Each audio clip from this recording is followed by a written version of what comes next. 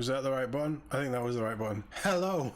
Welcome to the voice of Todd. I even got the name right. It's almost like I practiced this. But we're back. It is obviously Xbox Showcase time. I couldn't miss this. It doesn't matter what's going on. I love covering these events. We do have the Outworlds 2 that will be happening afterwards.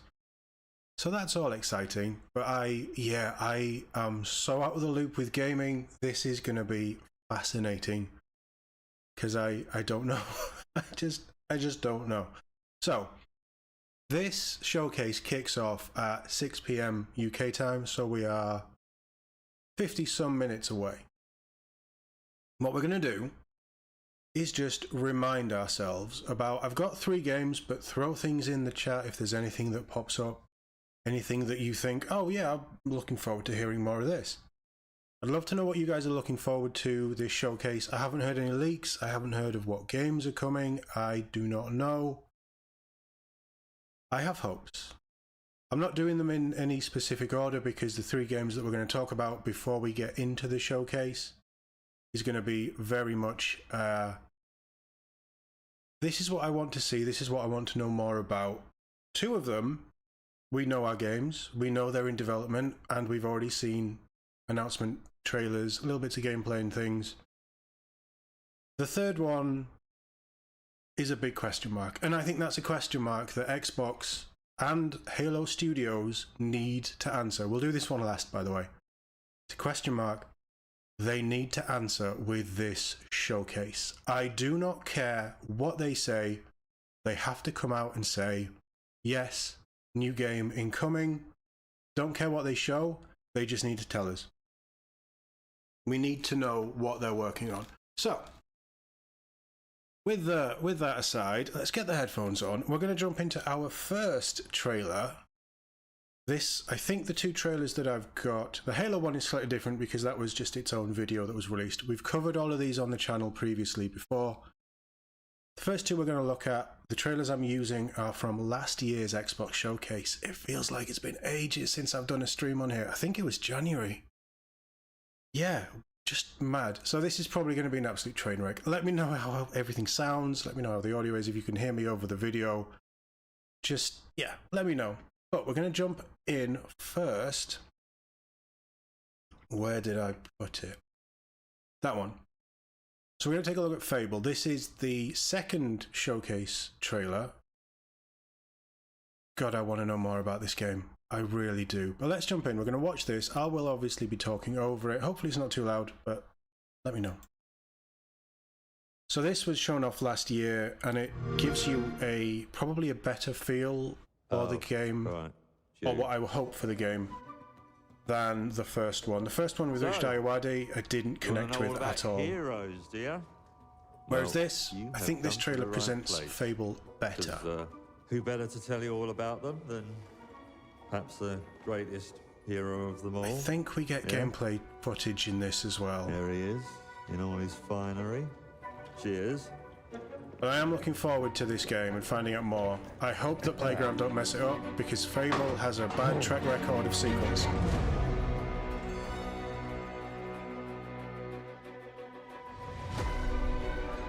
I think we need a proper deep dive of this game. Mega fans. You are like literally my favourite person. The voice isn't perfect though. It's like a fan club, but we hate you. Your chancers and the occasional giant toad.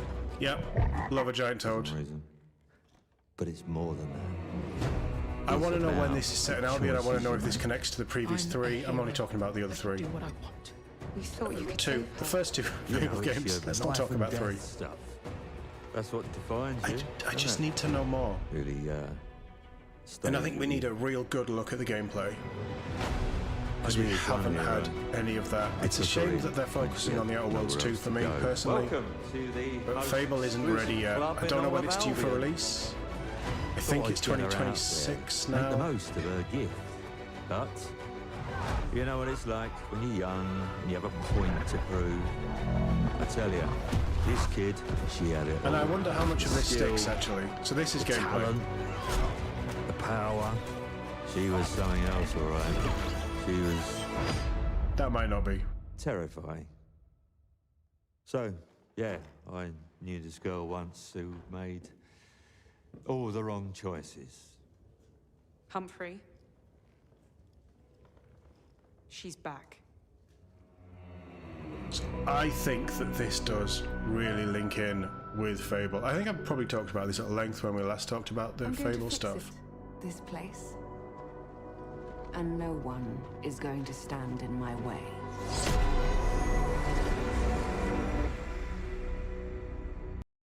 I don't think it's 2025. I think we're looking at 2026 for this, which is probably going to be next year's showcase, or maybe January we'll get a deep dive. We need to know more about this game. Why do we need to know more about Fable? Let's jump to the gameplay It's bit. about the choices you make. I'm a hero. I should do what I want. We That's thought around You're a here. gift. So we need to know more about this because we You just what need it's to know like more. When you're young, We don't you know have a anything point about this to game. prove. I tell you, Which this is kid, infuriating she had for a it game all. I'm looking forward The to. skill, the talent, the passion. That looked a little slow to me, but in fact, let's just mute this for a second. So here we still have our magic, confirmation of ranged weapons as well. So this is all good. I like that the bows are back. Is that... It looks like it's the same stretch. So we have throwing daggers as well by the... Or does she catch the bolt? Interesting, she catches the bolt. Okay, so a little bit of witchery stuff going on with super reflexes. I like it.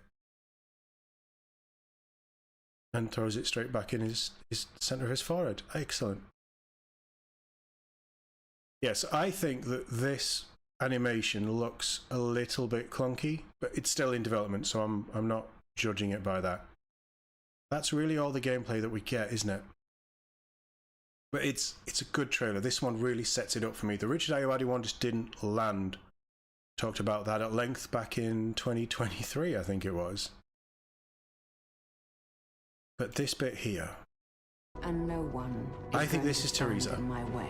who is the main character in Fable 1's sister. And I kind of need to know if it's linking in with that, because I'll have to play the... Well, I suppose you don't have to. But I want to know more. Like, Fable is one of those franchises where, for some reason, I absolutely adore it. Let's just jump back and leave this playing while I'm talking about it. I absolutely adore it. And I adore it because it's one of those games that really opened my eyes to what games were capable of. I think at the time I was probably just playing Halo. And then Fable came out.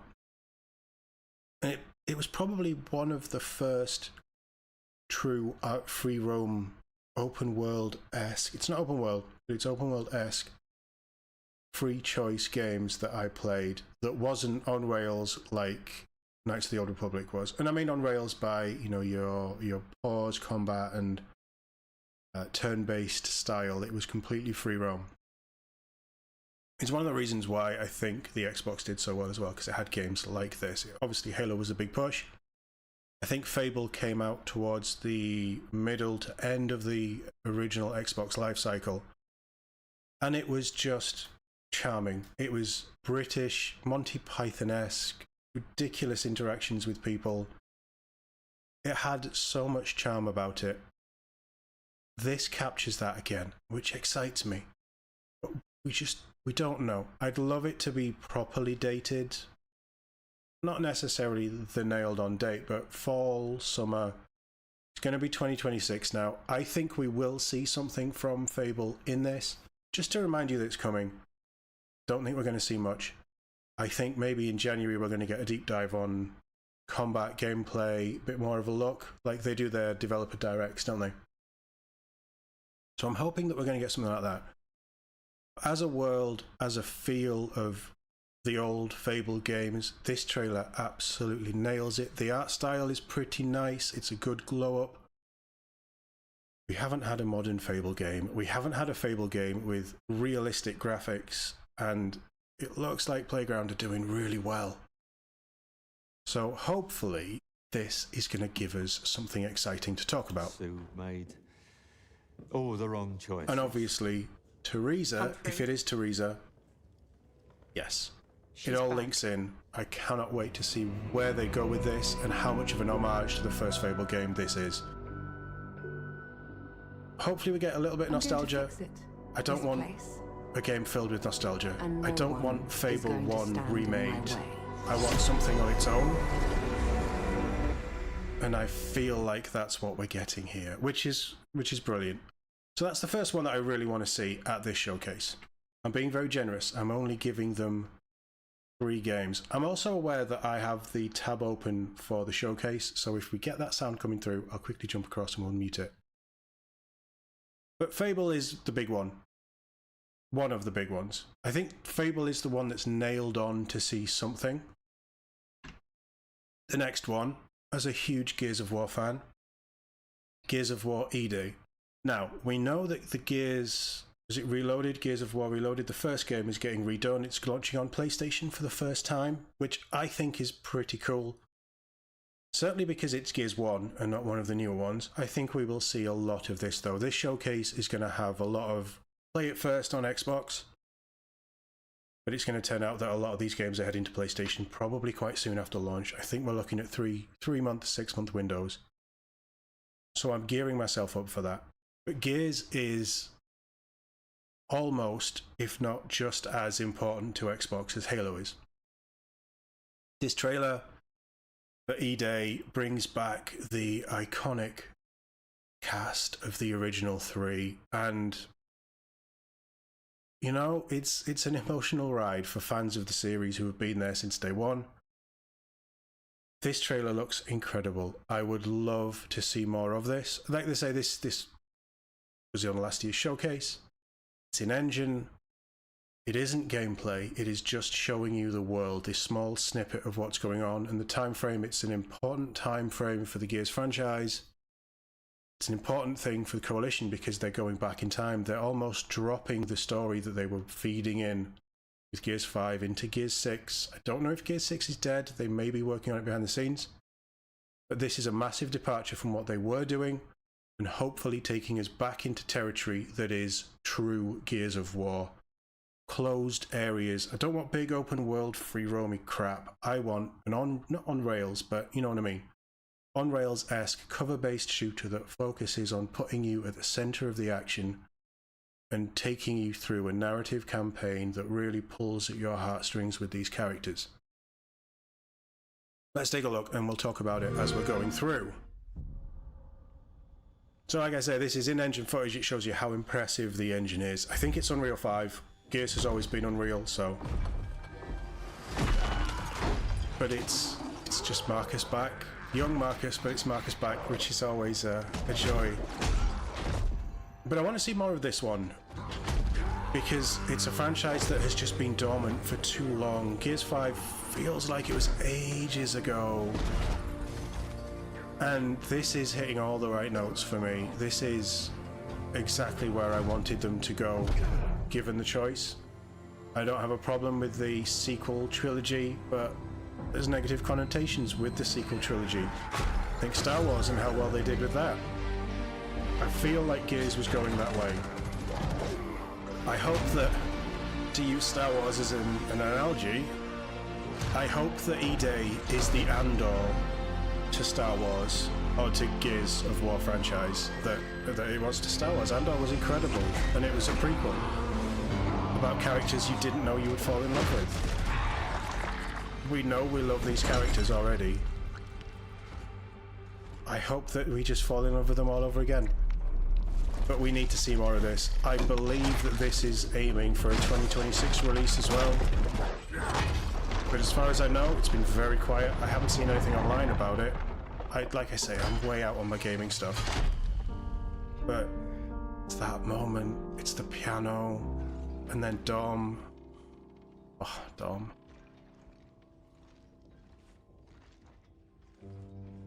Every time I watch this trailer, it gets me.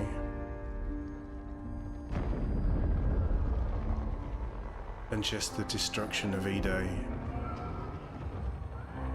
Yeah. Yeah. Every goddamn time.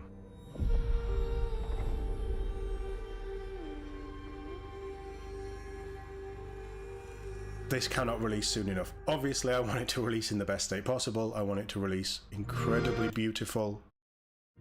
I want everything about it to just land with the audience that it needs to land with. I think that this could quite easily be going to PS5 pretty soon after launch, whenever it comes out. I think that Gears Reloaded is going to be the test bed for putting Gears of War on this, and they're going to use that remake as a way of introducing Gears of War to a new console fan base, a huge fan base that might not have played Gears. They probably have. I think a lot of people with the PS4 and PS5 had an Xbox at one point. But I hope that Reloaded is just the little nudge, little test of the waters to then get E-Day and put it on everything. I know I said that Gears is important, as important to the Xbox franchise as Halo, but this is the way you get people invested in your franchises. You put them on other platforms.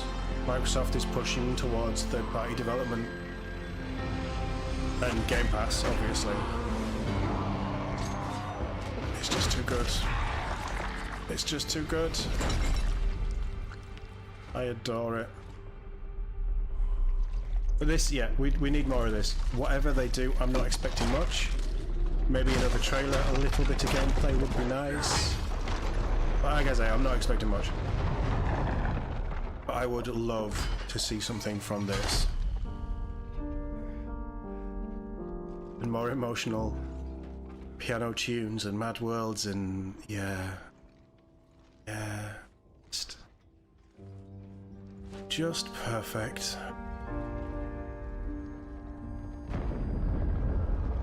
This is taking us to a place that is familiar yet new. This is what they should have done before Gears 4, honestly. So I hope we get more Gears. I hope we get something about Reloaded. We know it's coming, was it August? Reloaded was not. In fact, do we have a... yeah. Xbox. When would it have been? It would be ages ago, wouldn't it? Gears of War.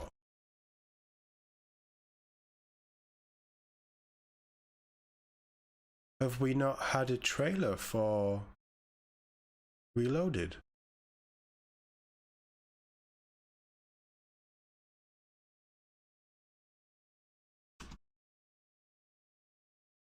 Surely we have.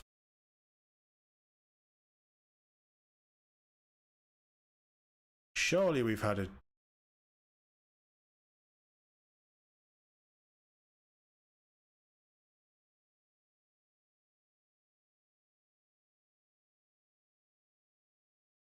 What's going on here? Why is...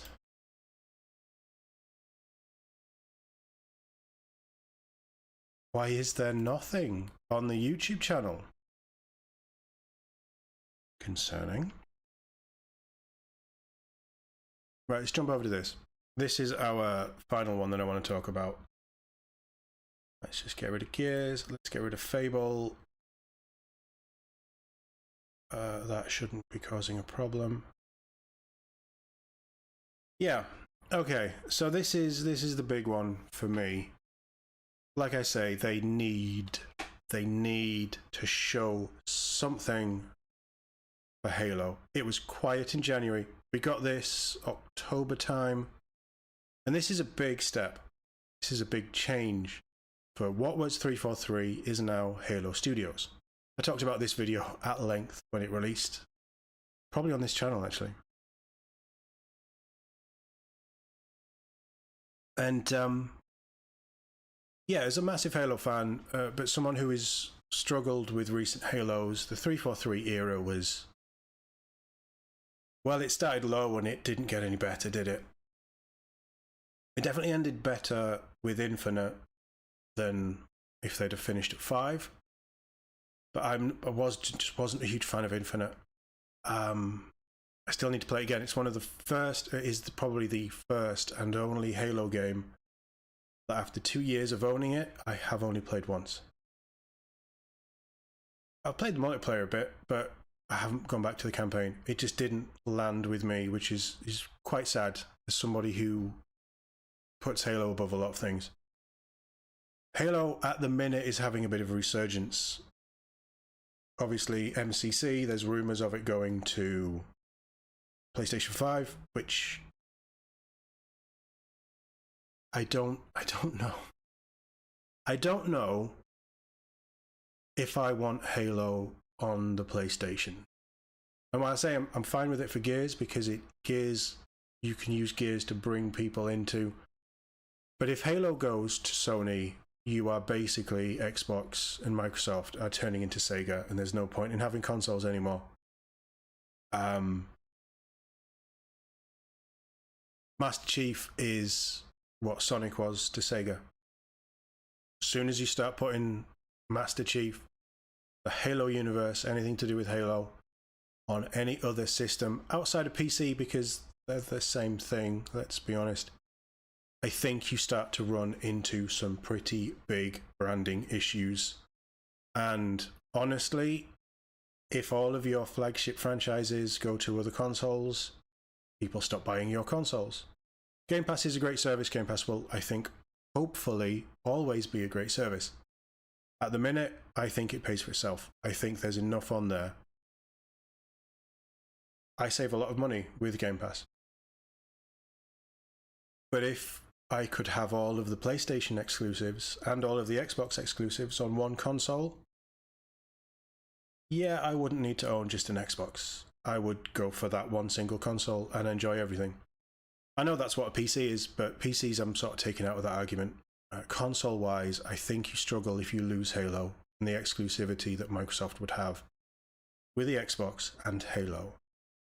That said, we're at a bit of a crossroads with Halo because game-wise, it has been struggling. I think that the lore as well, since anything just before and post-Infinite, there haven't been any real books. There's always Halo books coming out here, there, and everywhere.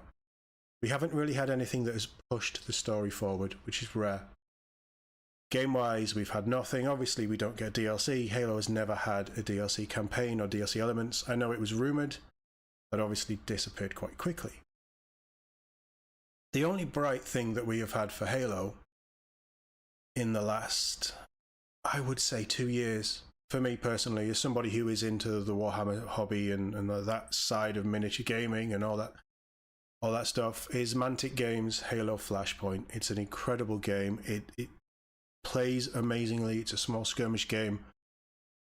It's based with Spartan 4s in the Halo training facility. They're just branching out, bringing in other factions. Banished is a big one that's coming out soon, next month. It's everything that Halo is, but it's in a different form. It's in a physical tabletop form where you have your little controllable characters and Spartans, you push them around the board and things. If you know what Warhammer is, just think of that, but smaller scale with beautifully detailed Halo models. That is the one bright spark, I think, that we have had for Halo for a very long time. That makes me incredibly sad. Incredibly sad. Let's just jump over here because, we had an issue.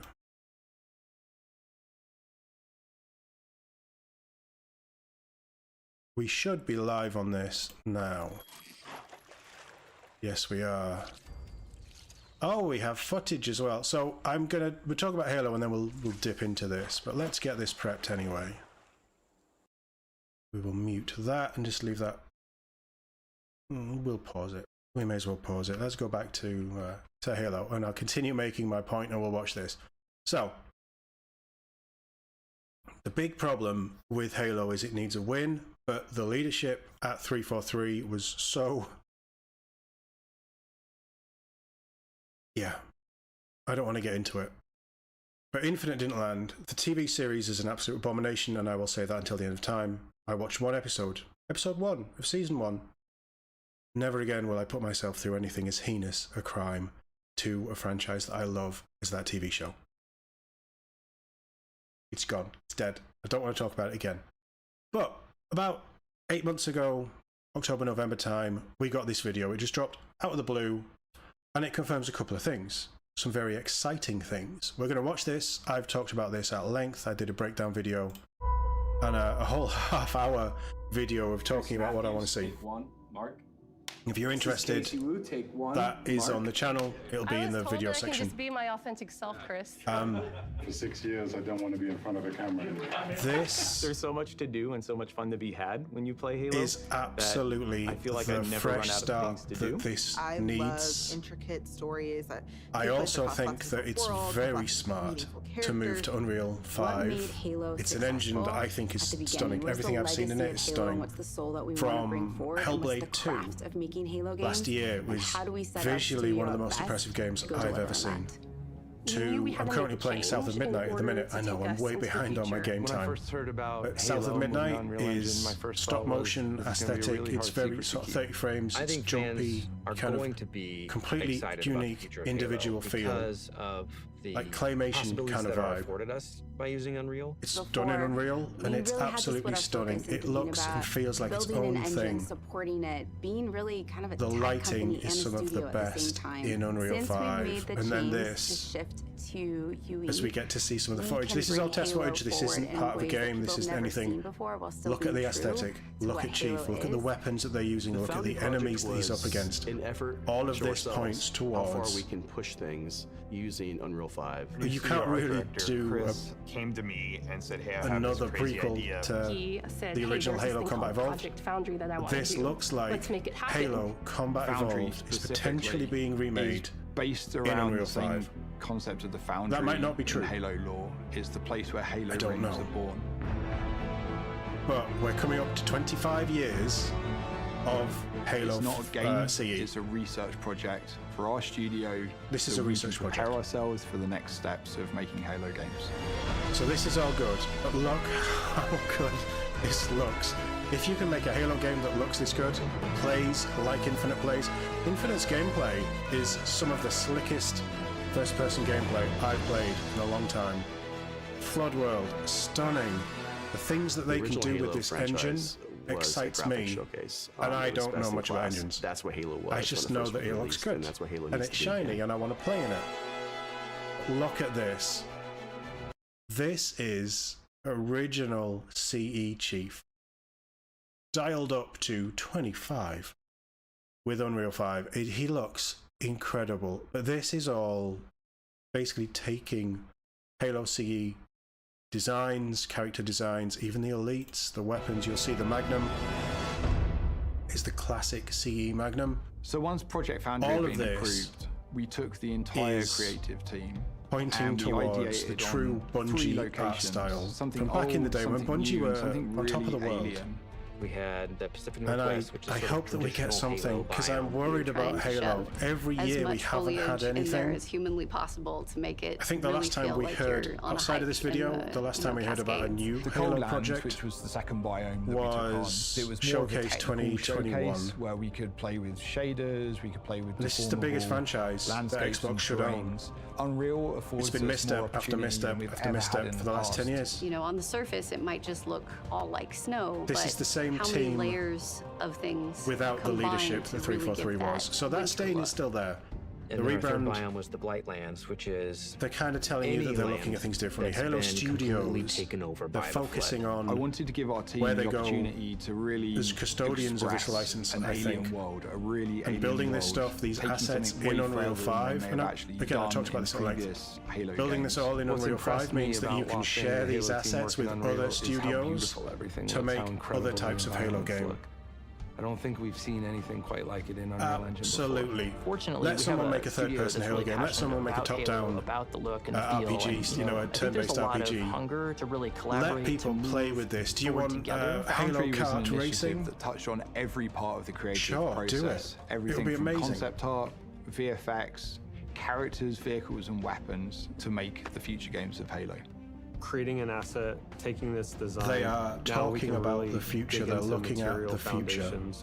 What is it actually made of? How is it physically accurate to the world? Now we get Bear to with me take while this all plays. the wonderful legacy assets that The we energy have, sword looks bring them to life, and ridiculously bring stunning. them to today's standards.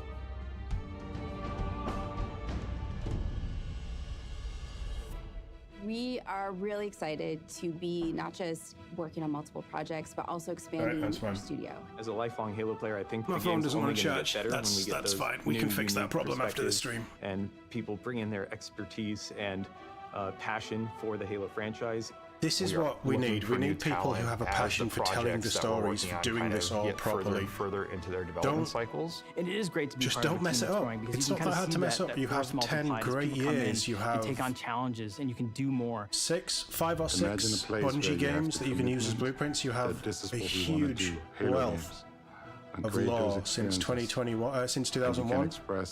But you can explore so many different elements, so many different timelines in the Halo universe. Just get the right people in, get people who care, get people who know, who understand Halo and what it is at its core. I'm cautiously optimistic off the back of this video. I got a little bit of pushback because I was so enthusiastic about this. To believe in the process. I am cautious, There's so much I'm momentum worried, that we have right now, and but I also choose to give them the benefit of the doubt, and I want to see what these guys are making with a franchise that I adore. The worlds that we're building, the stories that we're going after. The potential at Halo right now is huge. Halo Infinite. So fulfill that potential and show us, the players, the people who love the franchise, and people who want to. This is just stunning. Energy Sword. I've never seen Energy Sword look so good. So they've called this A New Dawn, and then we've heard nothing. Can we just... I need to see more of it. I absolutely need to see more. But this is... Where's the Flood Staff? Make it really feel like you're... I'm pretty sure we had a big look at... I mean, just... Hold on. Hold on. You see that picture? You see Halo. You see elites in blue, energy swords, Chief taking them on. It's not my favourite mark of armour. I'm a big fan of the Mark 6. Halo 2, probably the Halo 3 armour with the battle damage is my favourite Mjolnir armour. But still, the Infinite design, I have no problems with the Infinite design. How Infinite looks, it's back to what Halo should look like. This is stepped up. And they've gone, yeah, we made our own engine. Yeah, it's not really worked for us. We're going to use Unreal 5. And off the back of that, it just looks incredible. Like I was saying earlier, I am cautiously optimistic. I'm excited. I see Halo, I get excited. I can't help it.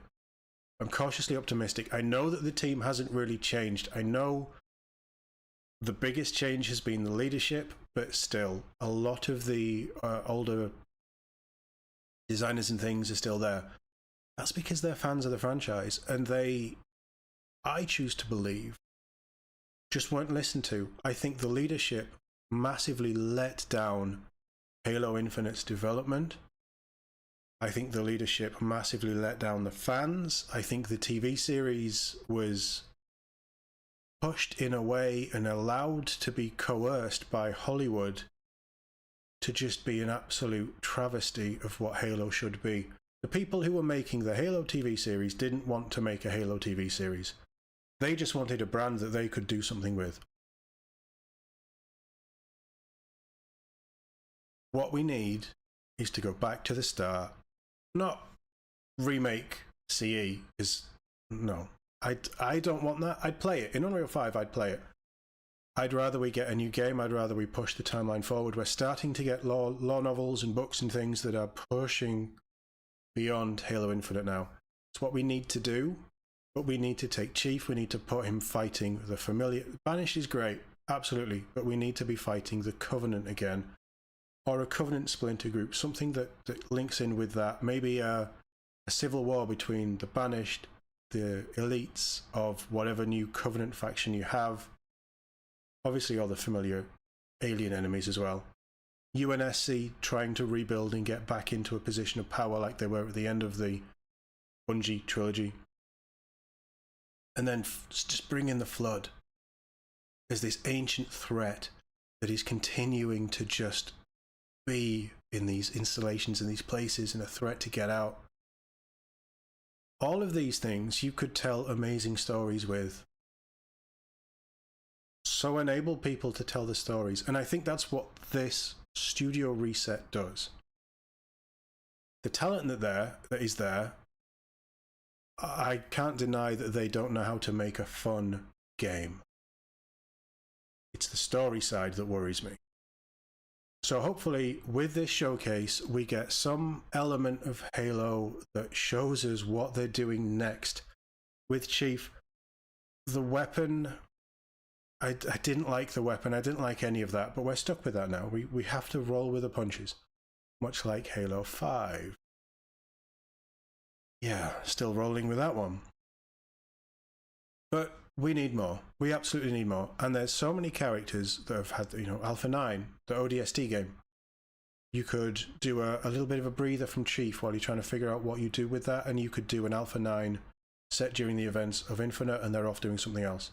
They're on a different world. They're interacting with different species. They're, you know, you could do so much without doing Chief. And I love Chief. He's not my favorite character in the franchise, but he's up there. And everybody has the power fantasy of being Chief and just walking through waves and waves of enemies. But at the end of the day, you don't have to focus everything on Master Chief. Are we still playing?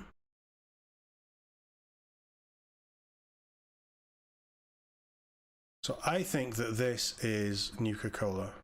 Not Nuka-Cola, Fallout 76, I want to say. Let me just close some of these tabs down. That can go, that can go.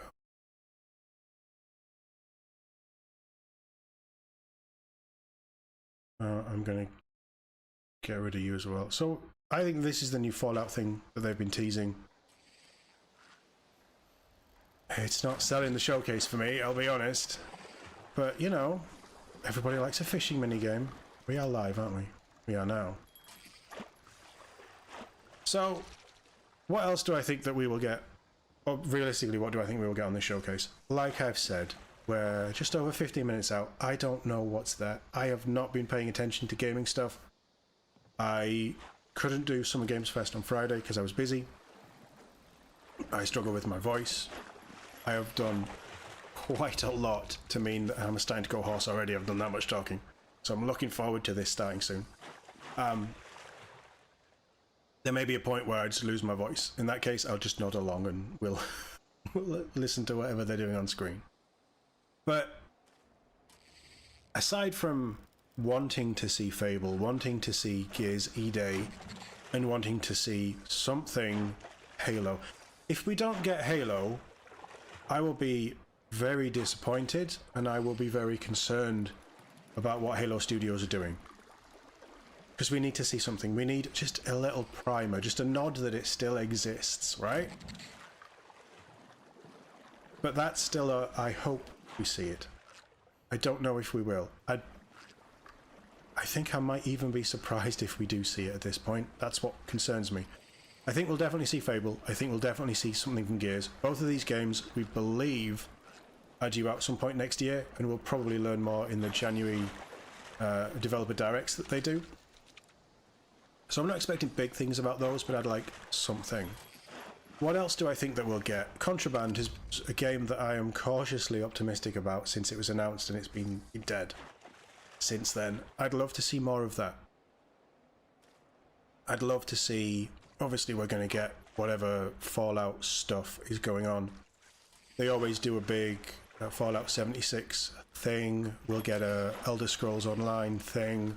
There's probably a new expansion coming soon. I don't know why we have this as a start screen. But, you know, okay, fair enough. It's fine, I guess. At least it's something. So we'll probably get more of a look at this if this isn't out yet. Or even if it's just come out, we'll get a more of a look at this. Are we going to get Elder Scrolls 6? I don't think so. There may be something Starfield though, but I think everybody's checked out of that game. So we'll see. But I think we might get something announced there. There will be a few Bethesda things. I'm really struggling to think what we have in development that we'll see. What's going on in that left-hand side? Is that somebody fighting in the distance? It looks like it. I have never played Fallout 76. Yeah, that's machine gun fire. So are they just, like, have they just got people playing the game and they're just live streaming the game until they kick off? I don't even know what this is. This is new. I don't know what we'll get. We've seen quite a bit of the new Bond game, which I'm really excited about. Owlcat showed off an Expanse game, third-person Owlcat game as well. Really intriguing. Hopefully we'll see something on there. I don't know if we will because it was only just announced. EA usually have something here. I mean, maybe we're going to get... It was Ubisoft, wasn't it? Outlaws. Maybe we'll get Star Wars Outlaws. Ubisoft have a presence here as well, usually. Maybe we'll get their next DLC. I don't know. I mean, Star Wars games, is there any currently in... I don't think that there is. I don't know. I am so out of the loop. And I think for the first time in years, this is a showcase that I'm going into virtually blind. And that's kind of nice. I have to say, I'm quite happy about that, because it can be a bit much when you kind of know everything. You see all the rumours, you see all the leaks. This is going to be a genuine surprise for what we see. Hopefully it's a good one. It needs to be a good one. But Xbox this year have had a pretty good year, all told. I've really enjoyed Doom, The Dark Ages. I've played through all of that recently. I'm also currently playing South of Midnight. As a game, I'm not sold on it. I think the combat system is atrocious, in all honesty. But I really like moving through the world. The exploration element is pretty nice. I'm really interested in the story, and the music is incredible. So I'm enjoying that, and that's something very different. We don't need 10 out of 10 games all the time, but different, interesting stuff. Definitely. So that's cool. I'm enjoying that. I tried playing Avowed, which leads us into the Outer Worlds 2, doesn't it? I tried playing Avowed. We were streaming it, and then my voice went, and yeah, it wasn't good.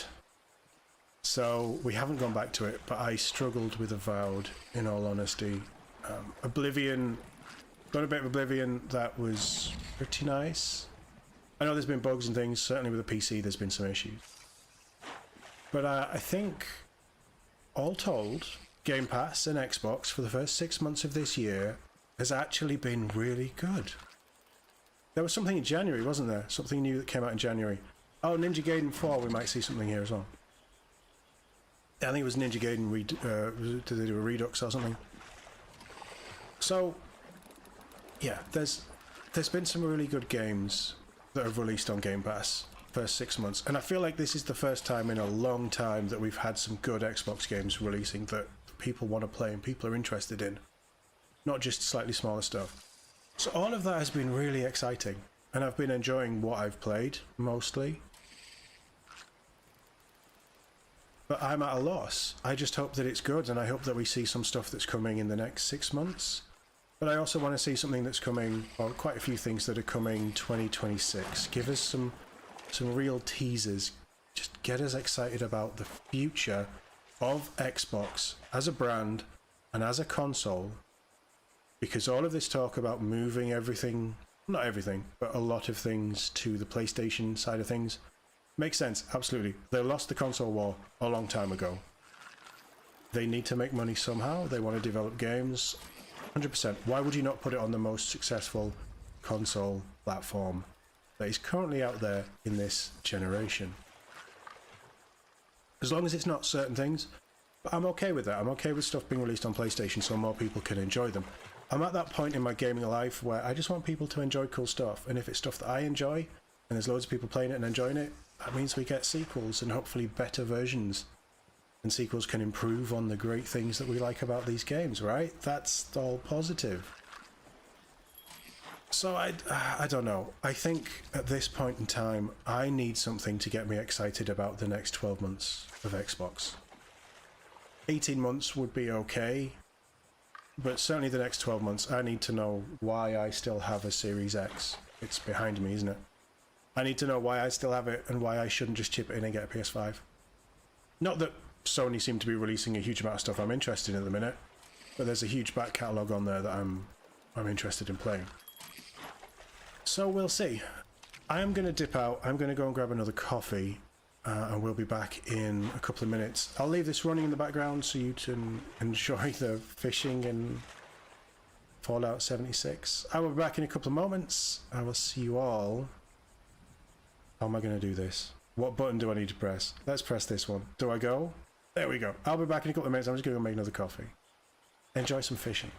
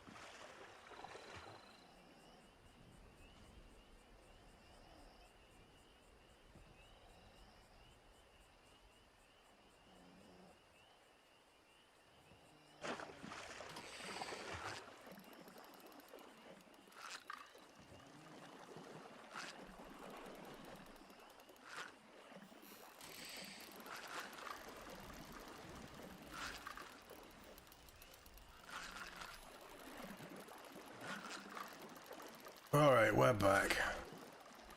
Like I say, hopefully my voice is going to last for this. We are just over a minute out at this point. I don't know. I think I'm nervous about what we're going to see. Not that I know anything. So far we've had some pretty good stuff shown off at the previous events. I've covered a few things. I still need to talk about The Witcher 4. Have you seen The Witcher 4 footage? That's looking incredible.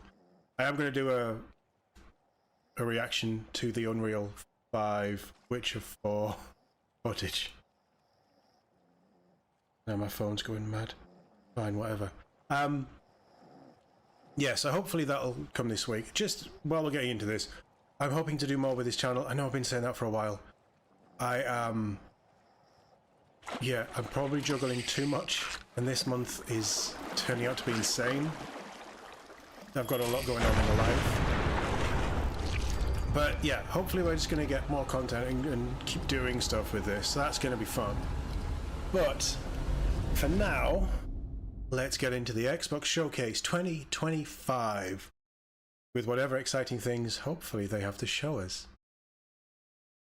Look, if we don't get Halo but we get Gears and Fable, I will probably be okay. Worried for Halo, but I'll probably be okay. But I just want to see some really cool stuff. I want to see some new stuff, and I want to see some stuff that we haven't seen for a while. This is the Outer Worlds 2. I'm cautiously optimistic about this. I didn't love the first game.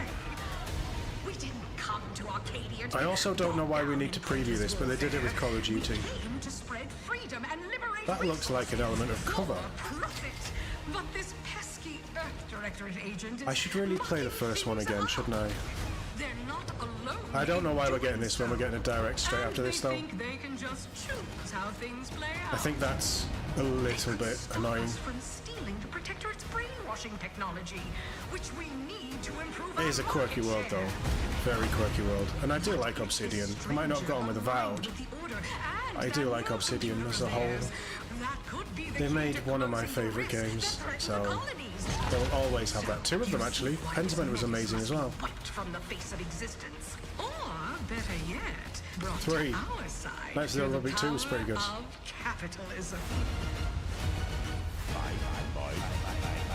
Now, let's get out there and buy our way to victory! We don't need a deep dive on this, though. Why are we... This is going to get copyrighted as well. I'm just going to show up, because whatever I say will be lost anyway.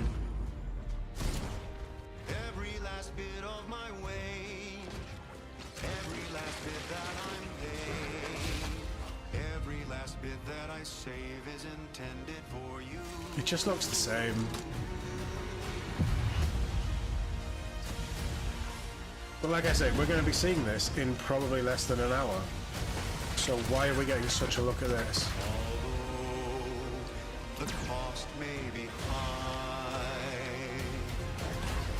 One day, I know you'll be mine. I didn't realize it was this fall. Someday perhaps I'll own 2. For now I'll take one that's brand new. 'Cause I'm yearning and burning. That's useful. For you.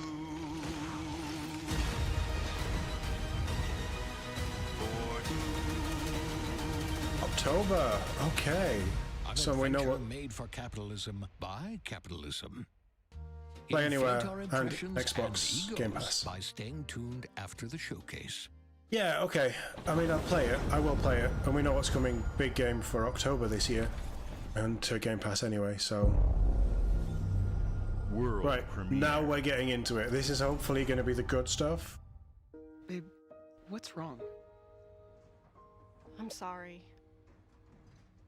I've just been so depressed lately. You know, it would fix everything. Humanzaprom.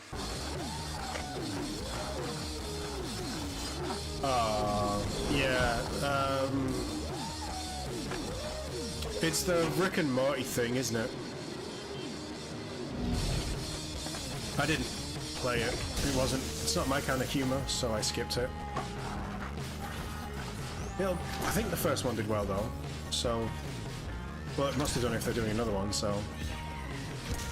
Yeah, again, not for me, I don't think. High on Life, isn't it? High on Life, there we go. Yeah, it's just weird. Not my thing.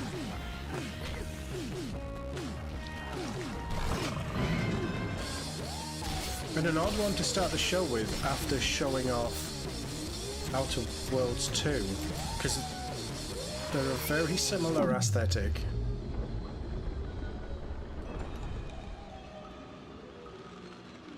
She's got a bow now, though. Yeah, humans are barely sentient.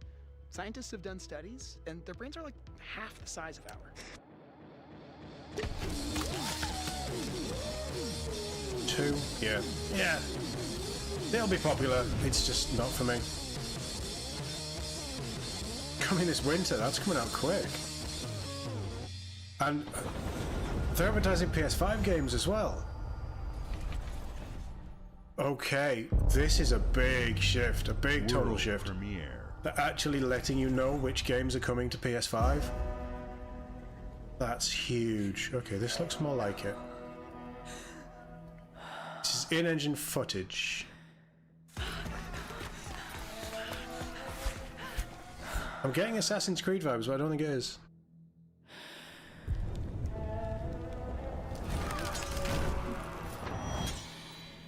I'm still getting Assassin's Creed vibes.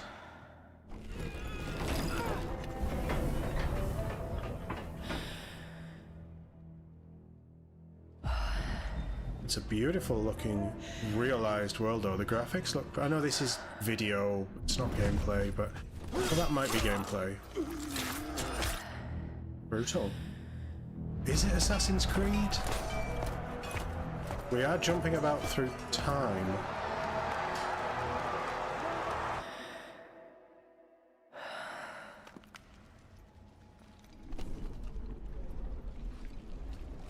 I like it though. This looks interesting. She looks familiar.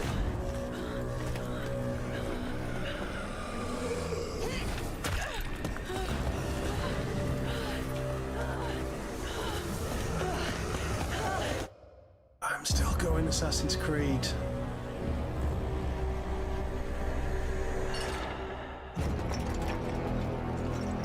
Resonance. I was way off. I always said Plague Tale felt like Assassin's Creed should feel. 100% yes. Was that Game Pass as well? Oh, I love Plague Tale.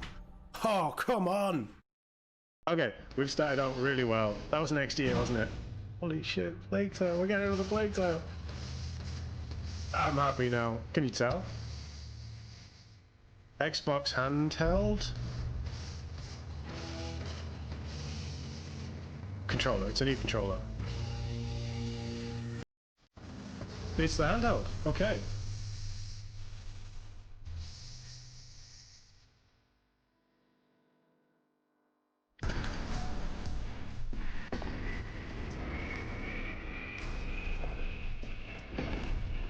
Again, copyright. Oh, it's the Rogue Ally? Do they do the Ally? This is your portable Game Pass machine. Your game, seamless play, download natively, stream from the cloud. I would love a handheld like this, honestly. Does it have Steam client as well? Power of Xbox. Xbox inspired controls, so impulse triggers, interesting. It's just another Rogue Ally thing, isn't it? Driven by AMD Ryzen? Yeah. It looks nice. Holiday 2025. It is an Ally, right, okay. Is it just a bigger Ally? I don't know, I feel like I should have one of them. Because I'm traveling a bit more. From us over the years. We've led the industry with backward compatibility. We Yes, they champion have. crossplay and cross-progression. Yes, they We did. deliver Game Pass, first Yeah. on console, then on PC, and with cloud gaming. So what's next? How can we give you even more freedom, more choice, more ways to play? Our next We're step gonna put everything is on to unify your PlayStation. gaming, no matter where you buy or play. So we're building an Xbox Interesting. experience designed for players, not locked to a single store or tied to one device. The Xbox Ally is an Xbox you can hold in Xbox your Ally. hands, bringing together the power of Xbox and the freedom of Windows. On this Xbox, you can play games Okay. across your entire library, including all the Windows PC game stores, from Xbox and Battle.net to Steam, GOG, and Ubisoft Steam. Connect. And Okay. the highly anticipated Hollow Knight Silksong will be available at launch and in Game Pass when the Ally releases later this year. In So fact, every new game you see softly in today's confirming show that's coming this will be year. playable on the Xbox Ally. So it should be. It's an Xbox. We have always wanted you to have the unique experience of Xbox on any I'm screen. sold.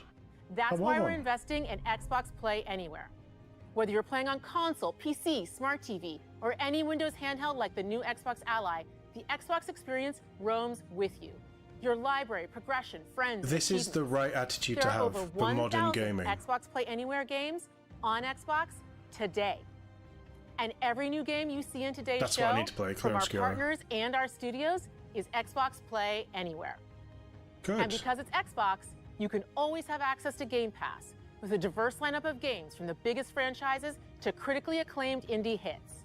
This is the freedom we believe players should Smart have. editing. Any game, anywhere. Yeah, and we I agree. are giving it our all every day to make this vision real. But it all comes back to the games. Yeah, From it Dead does. to Rights on the original Xbox to Armored Core 6, our relationship with Bandai Namco Entertainment has stood the test of time. We both believe Not a massive in bringing Bandai fan. amazing experiences to players around the world, and their next game does exactly that. From Rebel Wolf Studio, this is a story-rich action RPG steeped in dark fantasy that I can't wait for you to explore. Wait, Thank you, is and this enjoy the the Witcher rest of 3 the show. guys? Like the people who left CDPR at the end of Witcher 3, or after Witcher 3 came out, and set up their own studio? I think it might be. This looks really good. I meant to do a review for reaction for this. Rebel Wolves. I think it is. Okay, so of the I'm discounting Outer Worlds 2. Of the things that we've seen so far, yes it is. Monsters have always been here. 2 games, yes. They're both fantasy games. Watching from One's the a Plague Tale shadows. though. I love the Plague Tale series. And when we were at our weakest, And this has huge Witcher vibes. came out into the light. We feared for our lives. But we should have feared for our souls instead. I'd like to see gameplay for this in this preview. Vampires didn't come to kill us. No, they came to rule. To turn us into mindless, docile cattle. Interesting. Not me, though. They tried to change me into one of them. Excuse me. But I became something else instead. Wolverine? You became Wolverine? Their worst nightmare. Interesting. It's the Blade idea, isn't it? Dawnwalker. Yeah, they're trying so hard to not have the Blade thing going on. Trapped between the two worlds. Fighting to even the score. Okay. Fighting to understand the evil behind it all. He is out there watching, seeping into you. Interesting art styles. So this is 2026. World will need what it fears. Batman! This looks really good. 2 for 3. Blood of the Dawnwalker. Coming to cloud and PS5. I appreciate that they're saying what's coming to Steam and PS5 as well. Hats off to them for confirming that, because Sony, as far as I know, don't let you know where their platforms are going, where their games are going, like even the third-party stuff. So,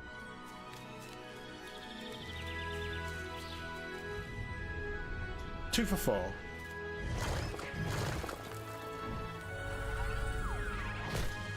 Meat Boy. Was it Meat Boy? Yeah, Super Meat Boy.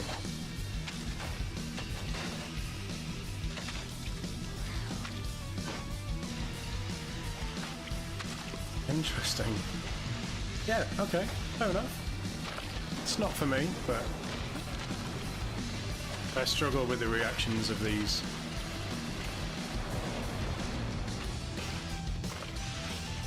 And my patience isn't what it used to be.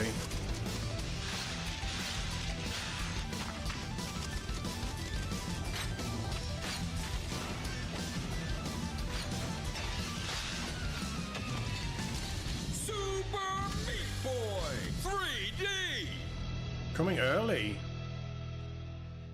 So far, everything that we've seen has said PS5 as well. But this is still coming to Game Pass. Are we going to hit a point where the marketing... Not everything, I think one of them wasn't, I can't remember which. Are we going to get to a point where it's getting a little confused what's exclusive to what? Watch your back, Yakumo. Number 4? You're a wanted criminal man. I'll kill the Dark Dragon myself. I think it is.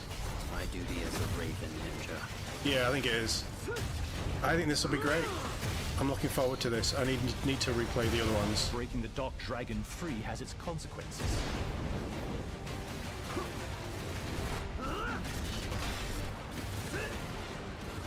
It's so gruesome, so full on. Yes, absolutely. This is it. Sayori. Ryu, There's our hero. there's something I need your help with. I'll be interested to see how Ryu fits into this.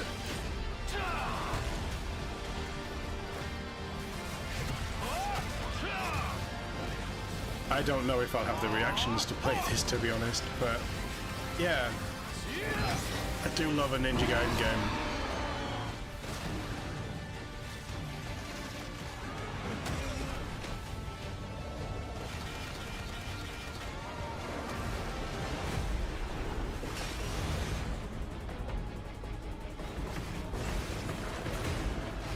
Is his weapon just whatever he wants it to be? Some sort of nanite drill axe thing? Yeah, still looks good. It looked good when they revealed it. It is coming to Game Pass. Yeah, Game Pass and Play Anywhere. So October 21st, we've got Ninja Gaiden 4. October 29th, we've got Outer Worlds 2. October's looking pretty good for Game Pass.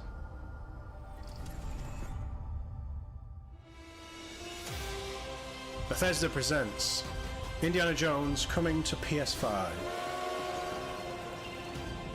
Or DLC. I still need to finish this as well. Good luck, Indy. What are you doing, Jones? Are you crazy? Yeah, I think it's coming to PS5. Good, it should. This Or I is could where it just starts. be completely wrong. Beneath the streets of Rome. Enter the city of Antioch. Find a secret relic. Troy Baker does an incredible Harrison Ford as well, doesn't he? Sea. Defend the secret. They worshipped the giants.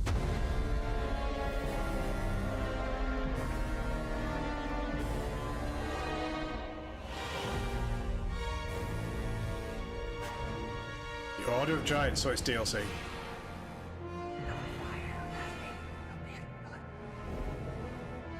September 4th. Nice. I definitely need to play Great Circle. I was enjoying it, I just stopped playing it for some reason. That's cool, that's looking good as well. We're doing okay. We're doing okay with the showcase so far. はるか昔この国に輪廻の獣が現れた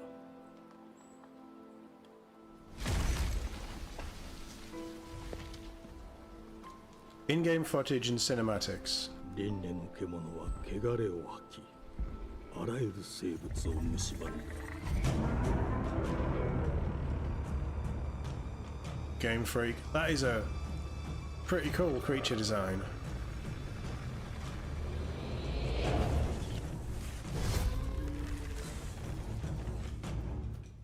While this is in game, I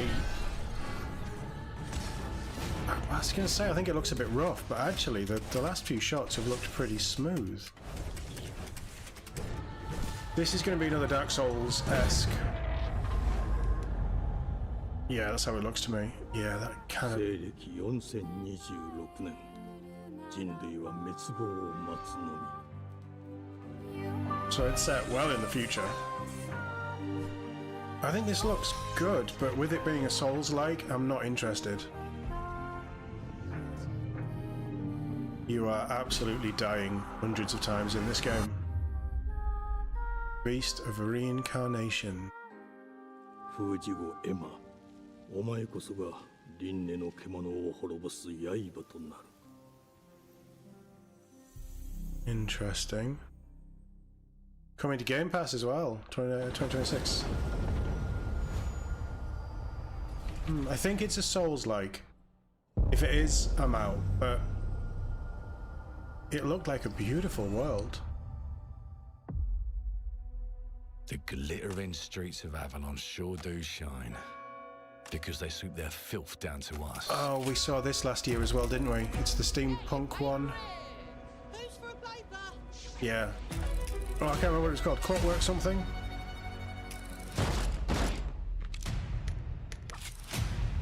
Here's to playing in the mud. This looks good. Where you're playing about with time as well, I think. In Exile. That was it. Yeah. Life here ain't for the soft-hearted. You will be paying me back until you fucking rust. It ain't for the spineless. Keep your filthy pickers off me! And it sure as shite ain't for the decent. That's a clean sweep for one.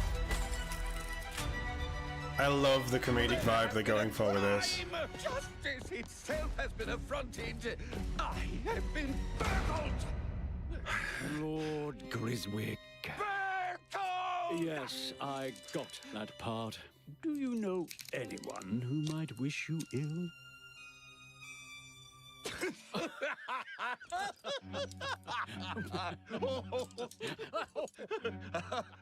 We can't arrest and question everyone. Let's see if we can narrow the suspects down a bit. They were, This is definitely the time control thing, wasn't it? Tall. Yes, sir. Built rather slim, well, muscular. Was very quick, agile. Go on. With a mustache. No, larger. I see. Quite fashionable. This is a That's the really fiend who robbed me. cool character They've got my good creation, side this time. if that's how they do it. Breaking in is the easy part. Your brandy, sir. Getting away with it is the real trick. These candlesticks ain't gold. Worthless and dull, just like you. Nah, I have a customer. How can I help you? I'd rather talk to you, Errol. Sounds like I'll get a better deal. You talk to me first, and him never. Got it? Uncle's a bit touchy. Fully voiced character. Touchy? I say I'm touchy! There. Anything else you'd care to say to Errol? Brains. If I hadn't seen it with my own eyes, I wouldn't have believed it. Round here, it's all sharp edges. I quite like the look of empty this. pockets, This is a game I think I'd enjoy. and blood on the cobbles. Goodbye, Silas. No, no! I'll hurt you, you fucking meat sack! I'll leave you with a Is it- pissing pan of peaches! Clockwork You've even something. got a gang at your back. I thought that there was a time reversal thing going on with this when we last saw it. Can't put a price on that, can you? Them's in charge. They don't keep order. They keep power. Take this thing into the crucible and melt it. They just want us beaten, broken and too scared to fight back. I don't want to kill him. That's why it pays to be clever and well-armed. Weapon customization, nice. There's obviously quite an in-depth RPG element going on here, as you'd expect with an Exile. I don't know if they've done a first-person shooter before, though. I only really know them from the Wasteland stuff. Don't get cocky. They've got a weapon far worse. Time. Yeah, the time thing. And if they can rewrite history, they can rewrite us. But look who just found Mummy's keys. Now I can fiddle with time. It definitely has that good old Bioshock Put the bullet back vibes. in the barrel. Bring the chaos to a crawl. Take a mistake and make it like it never happened. We can change the world as we know it. Yeah, I like this. One choice at a I time. really like what we're seeing here. And I can even go And back and potentially change the how past. this can affect the game world and Future. just have a completely unique And experience. let me tell you, It'd be the pretty hunters amazing. don't like it when the rabbits got the gun.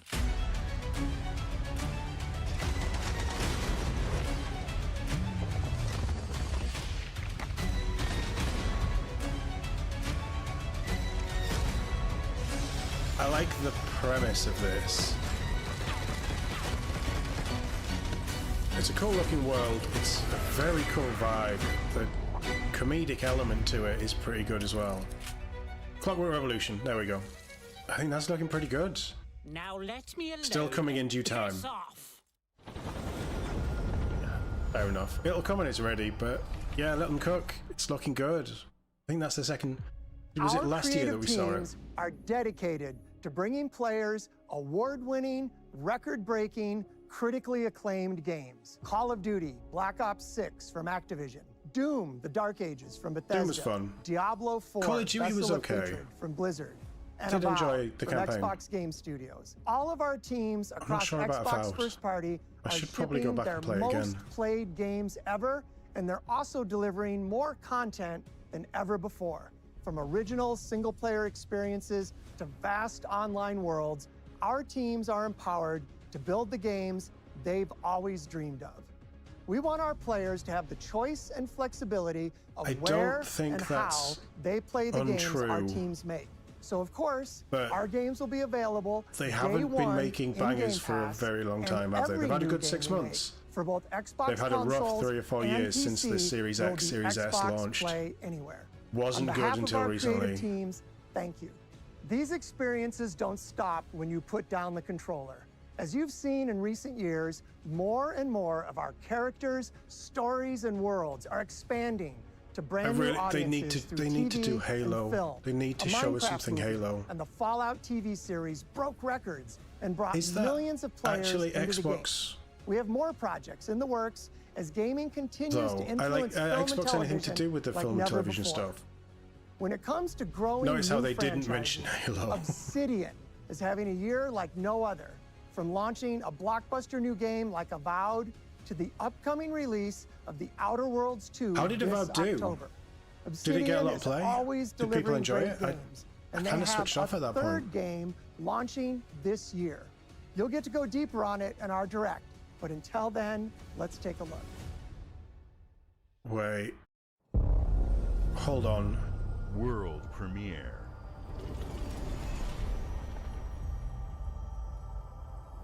Is this going to be The Outer Worlds 2 for a second time? You can't run from me, you No. foul beast!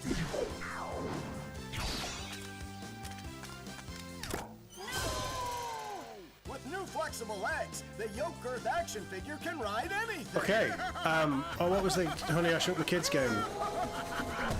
Breaking news. There's been an I explosion can't at remember. Brook Hollow Park. Chaos descended on a ceremony commemorating the 2-year anniversary of when 4 Grounded. teenagers were miniaturized Grounded against their 2? will and left to fight for their survival in the backyard of a deranged scientist. Formerly evil company Ominent Practical Technologies was set to dedicate a statue of the 4 teenagers, fast food science robot Burgle, and Dr. Tully when an explosion erupted. Dr. Tully and the teenagers' current whereabouts are also unknown.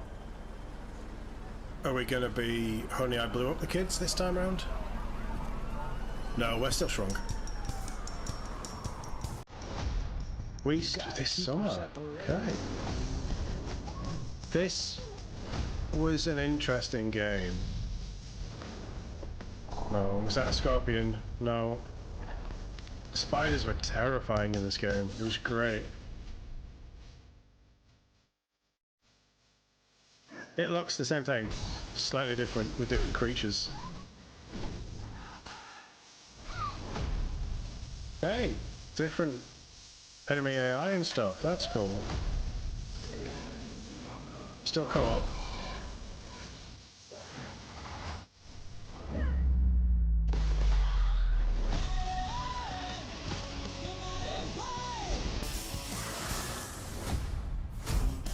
Yeah, second, yeah.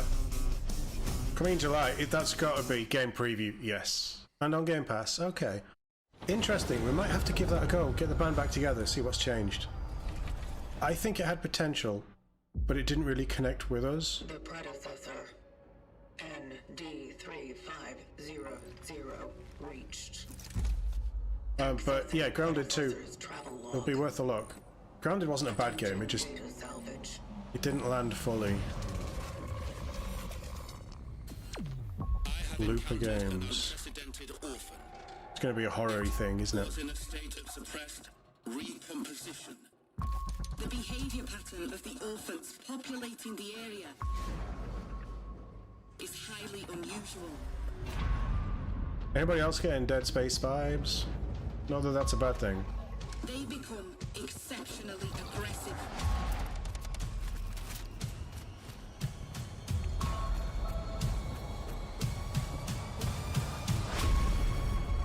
It is highly recommended to proceed with caution.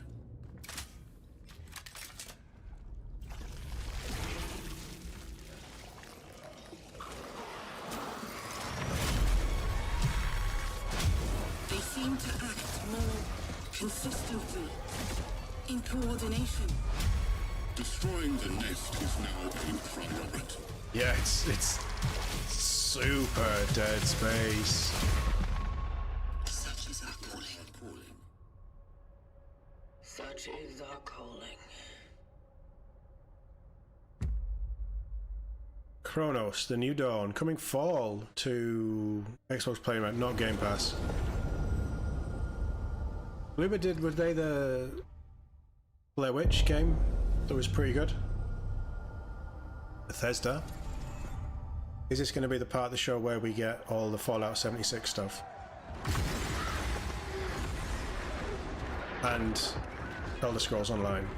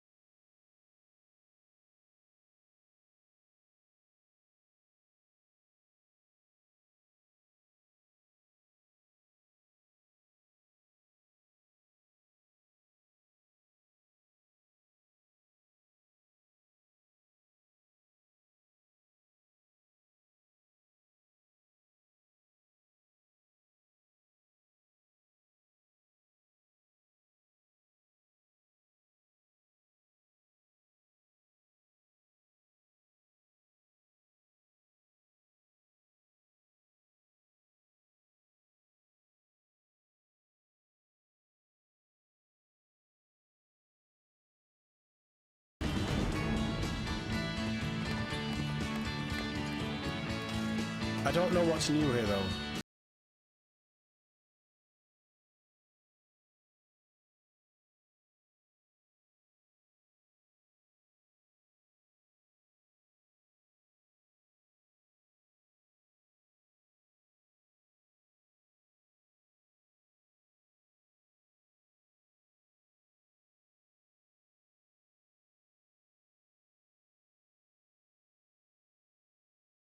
Yeah, I've not been keeping up with that. It's like I say, it's never grabbed me. I've tried to play it about 4 or 5 times.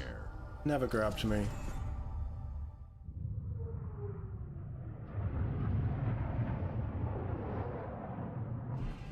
Mayday! Mayday! Code 1 to mission control, we're falling!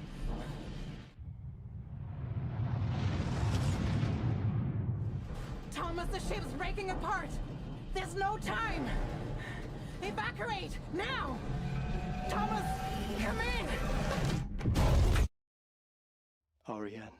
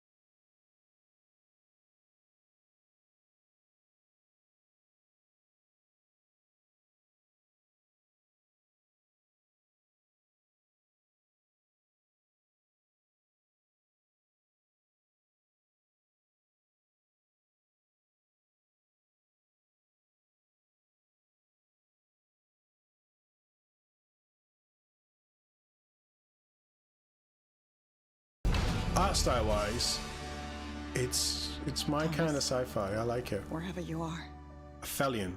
I'll find you.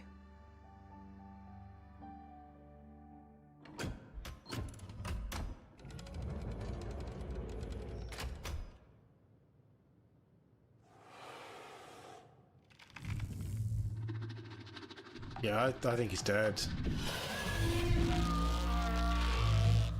I think an alien gets him. In collaboration with the European Space Agency. Interesting. And that is also coming to Game Pass.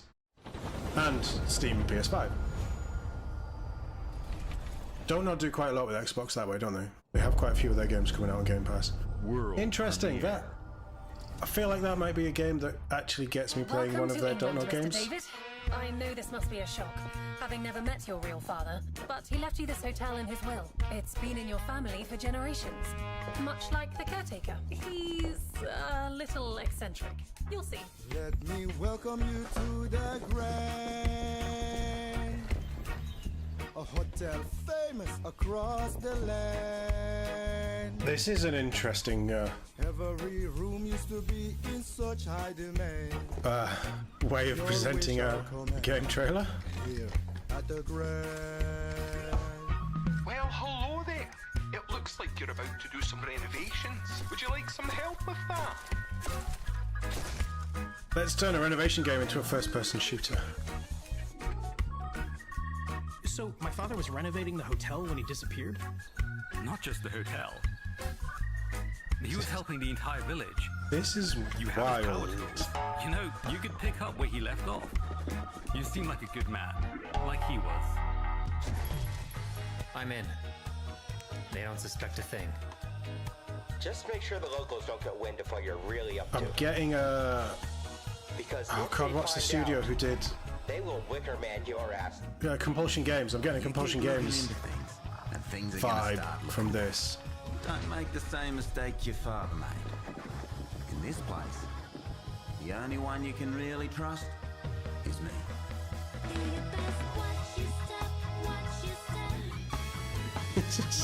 This is wild.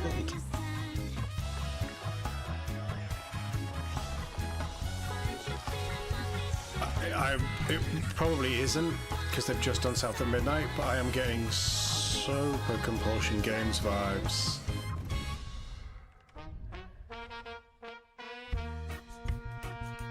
There are no ghosts at the Grand. Coming to Game Pass? No, it's not. Was that Friday, Sunday, did it say? That has a vibe. It's very unique. Interesting. It's on Game Pass, so I'll give it a go. I'm not entirely sure it's my thing, but it looked interesting. It was enough to hook. There are as many gods in the world as there are stars in the heavens. And when we need their help, they send us a hero. Who would have guessed the defender of my homeland would be my daughter? She unlocked the heavenly spear, but is she worthy?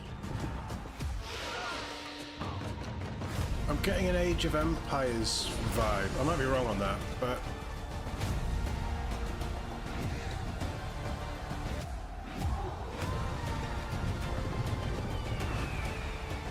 it's definitely colourful.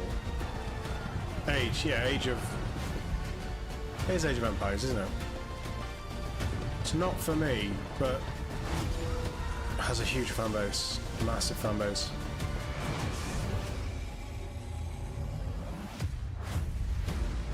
Age of mythology, not empires. Rule if the heavenly spear is mine.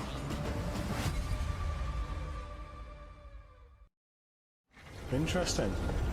Yeah, not for me, but it looked interesting.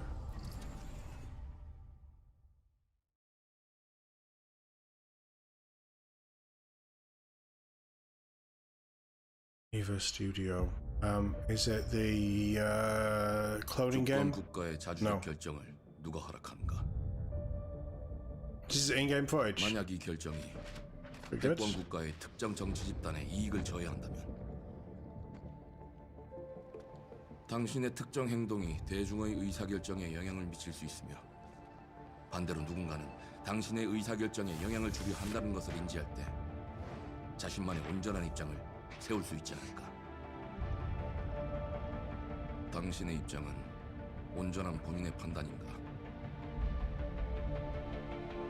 There's a lot of political intrigue going on with this. 믿고 싶을 뿐.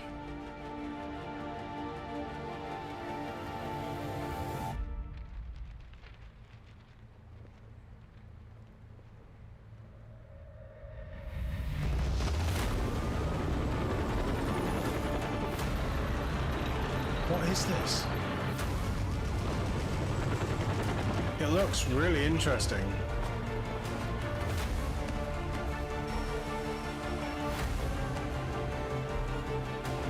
Kind of Splinter Cell vibes a little bit. 당신은 무엇 때문에 분노하는가? With some crazy political, I mean, Splinter Cell had loads of political stuff in it as well, didn't it? 당신의 분노는 스스로 결정한 것인가? Yeah, interesting. 누군가 당신의 분노를 이용한다. There's definitely some weird shit going on in this.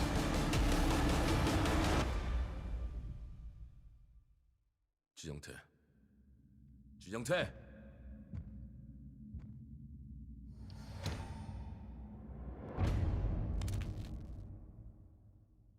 Mudang 2 Hearts. Means nothing to me. It is not coming to Game Pass. It's going everywhere. It's not going to Game Pass. Looked interesting though.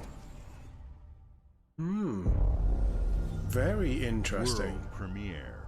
Maybe it is going to fill in that Splinter Cell vibe that Ubisoft don't seem to want to fill.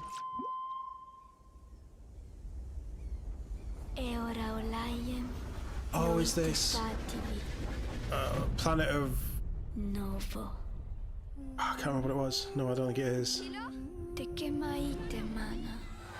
Planet of Lana. Was it Planet of Lana? Yes. Stunning. Absolutely visually stunning game. I think that's on Game Pass as well, isn't it? I should really play that. I wanted to. Like I say, I haven't had a huge amount of time for gaming until recently.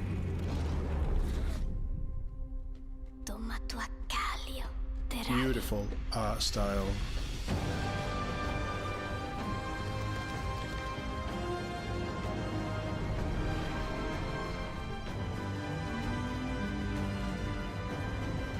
Very Princess Mononoke vibes there.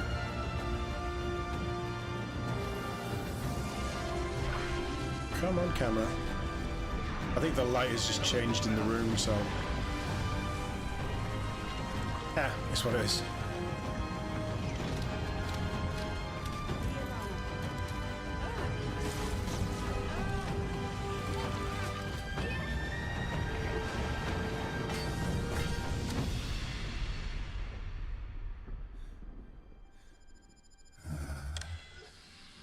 What are they doing to the cat thing?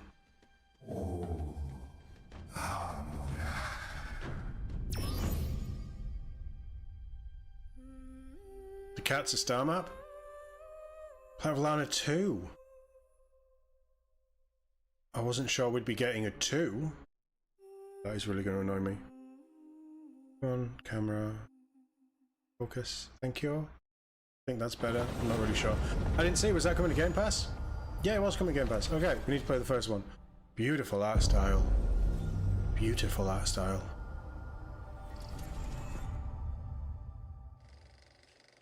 Fallout 76 time. I'll go to sleep on this one. Not for me. Well, hello there. Beautiful day to relax by the old fishing hole, wouldn't you say? When it comes to fishing, Appalachia is a land aswim with opportunity. Are they still in Appalachia? Yes, you'll find fish of all flavors in or is the whole every thing set in walk of Appalachia? waterway, from its mightiest of rivers to its humblest of ponds. Just step up to the bank, cast your line, and when your bobber starts bobbing, a reel pretty in the good rewards. turnaround, hasn't it? For this game, What do you got on considering there, how Dad? bad it was at launch. Worms! And how are they biting today? See for yourself. Bagging the big fish starts with finding the right tools for the job. There are as many unique combinations of rods, reels, bobbers, and baits as there are fish in the sea. Fishing in games And when you've is caught your usually fill, really cool, pop over but to the this local isn't tackle shop selling me on to anything. swap fish tails.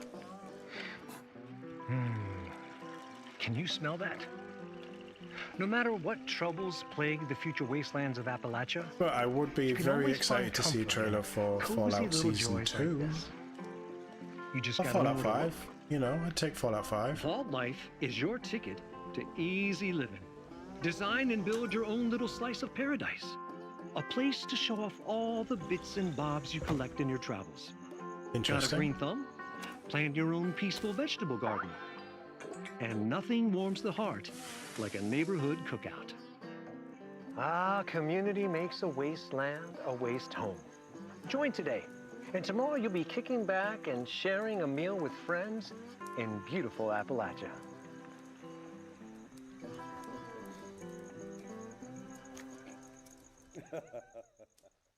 Tasty. That's out now, isn't it? I've seen a few adverts for that. World premiere. So far, I think we're coming to the last 15 of this. Might be wrong, it might be longer than I think. So far this has been an interesting preview. There's been some interesting stuff, there's been some really good looking stuff. There's also been some stuff that isn't for me, but I am fine with that, because not everything needs to be made for me. There's a good variety of games. Most of what they've shown off has looked pretty good. This isn't for me, but again, there seems to be quite a lot of the Eastern studios making games for Xbox. It's been a long time. Xbox has kind of ignored that side of gaming. It's good that it's coming back a little bit, and we're getting stuff on the Xbox for fans of JRPGs and that kind of stuff.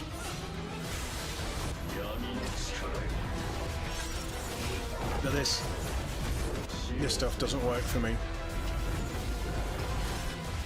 But as I always say, I'm glad that it's here, and I'm glad that it's being made and has a platform and a fan base.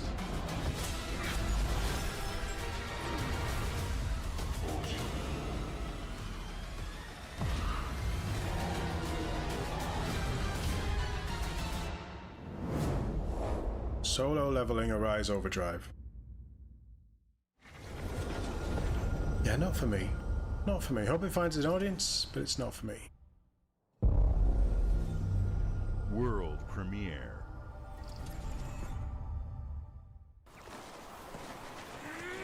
Blueprint Studios. Don't think this one's going to be for me either somehow.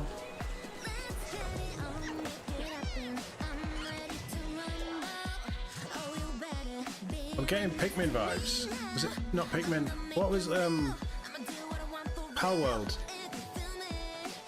The Pokemon with Guns game.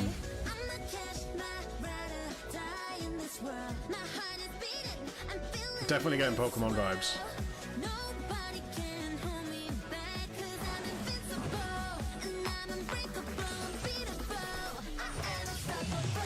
Yeah, I'll skip this one too, I think.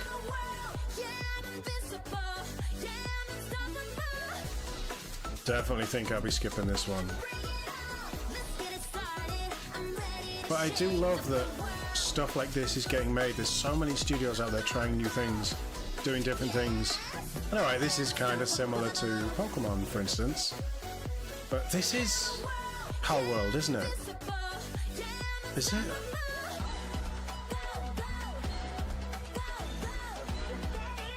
Is it Pal World? I don't know. I know I played Pal World, but I kind of forgot about it. But yeah, I'm glad that there's stuff like that out there. Animo, it's not Pal World, but it's that kind of thing. It's cool that there's other stuff like Pokemon-esque that's coming out that studios are doing and Hey, what's up, everyone? It's Tony Hawk Pro Skater. I just want to say thanks to everyone for all the love and support we've seen since we announced Tony Hawk's Pro Skater 3 and 4 a few months ago. A new one. These games have changed my life, but more than that, I've seen them help spread a love and appreciation for skating all over the world, and that means everything to me and the team. I can't wait for you all to experience the game. It's been rebuilt with so much care and attention to detail. It's a full rebuild. With some brand new parks, new music, new skaters, and more. And you can enjoy it all with your friends with up to 8 players in multiplayer. Tony Hawk's Pro Skater 3 and 4 officially drops July 11th, and we have a lot more surprises to come. Check out the launch trailer in about a month's time. Launch trailer now. These games were about 20 years old, are they? Maybe the 3 and 4 aren't, but the originals are just... They were a moment in time.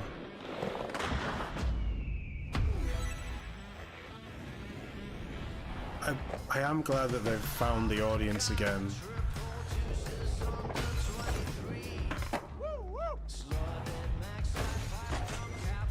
I think it was 2 I played a bit of so long ago.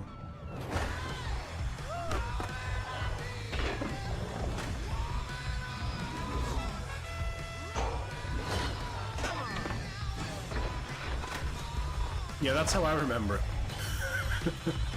It's a hell of a graphical change, isn't it? So much cooler.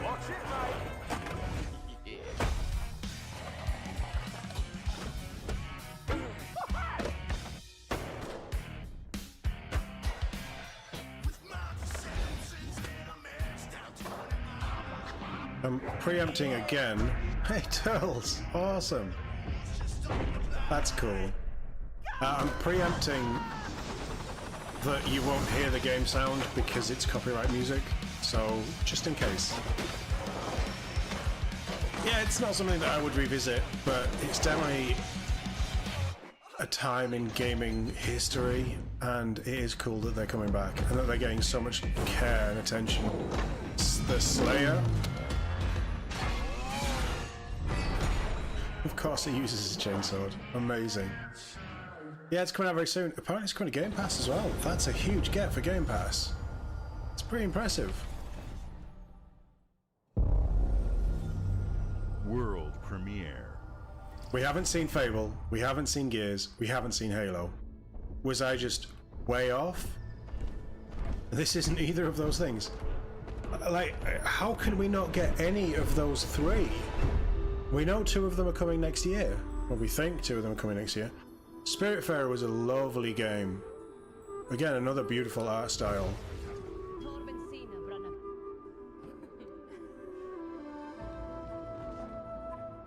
And this is, art style wise, again, very nice. I am getting Spiritfarer vibes. Am I? I don't remember combat in Spiritfarer like that. I don't really remember it though. It's another one that I played for a few hours and then... That's so creepy. And then, Yeah, never got a chance to finish.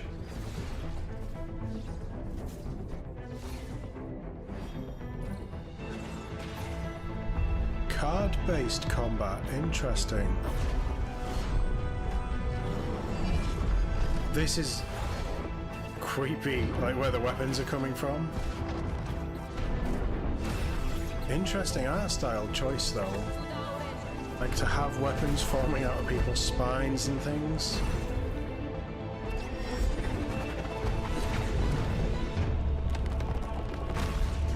Here's a cool art style. That freaks me out. Someone who's had surgery on their throat, on their neck, that freaks me out. A Fate's End. At Fate's End, sorry. No, that really freaked me out. I didn't like that.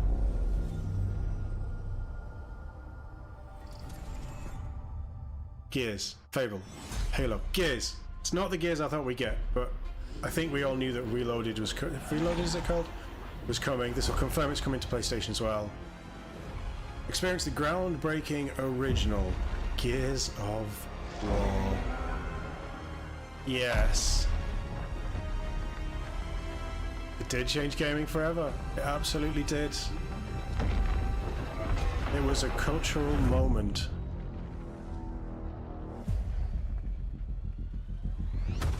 I will absolutely be playing this. The original team back together, prepping you for E-Day. Cross-platform with cross-play, excellent. So it should be. Stay synced across devices with cross-progression, good.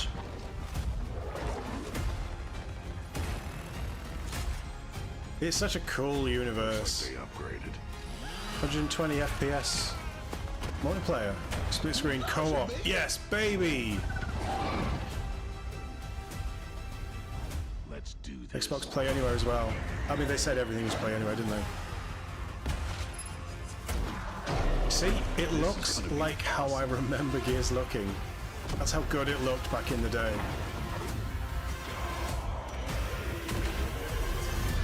This game was a moment.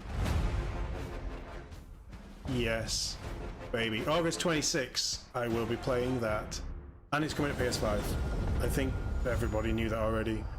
But I am so glad that we're going back to Gears. And we're going back to proper Gears as well. The original trilogy was incredible. Great storytelling moments as well.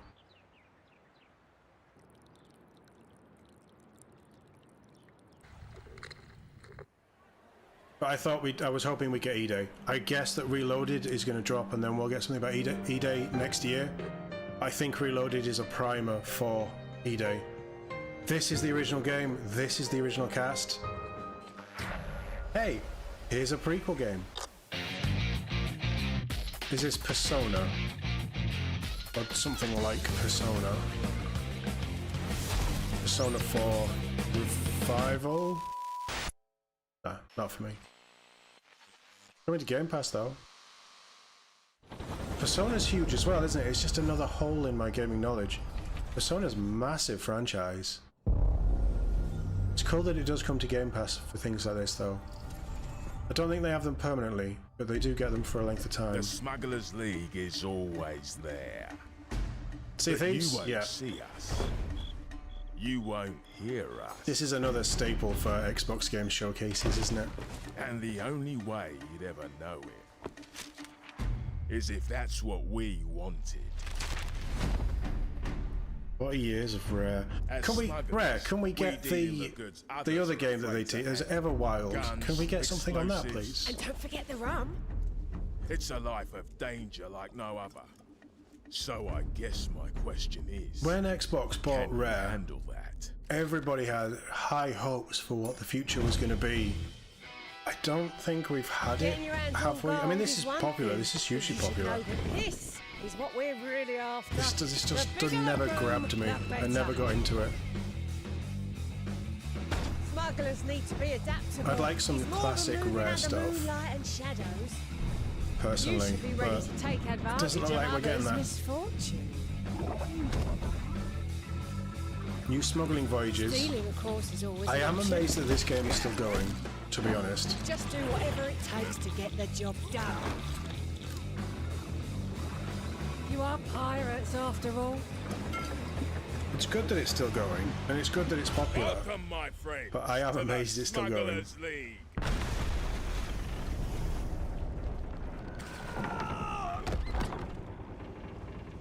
You're paying for that. Smuggler's Tide, Season 17. Wow. Yeah, it's insane that that is still going, still a thing. World okay. Premiere.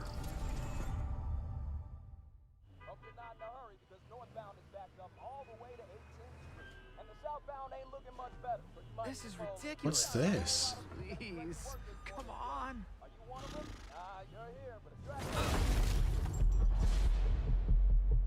Skybound.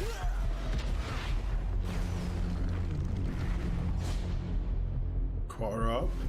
Skybound are pretty good. Oh. No. Invincible. Not even close. Is it just me, or is Invincible just thrown out of all proportion? I just couldn't get. I didn't get the TV series.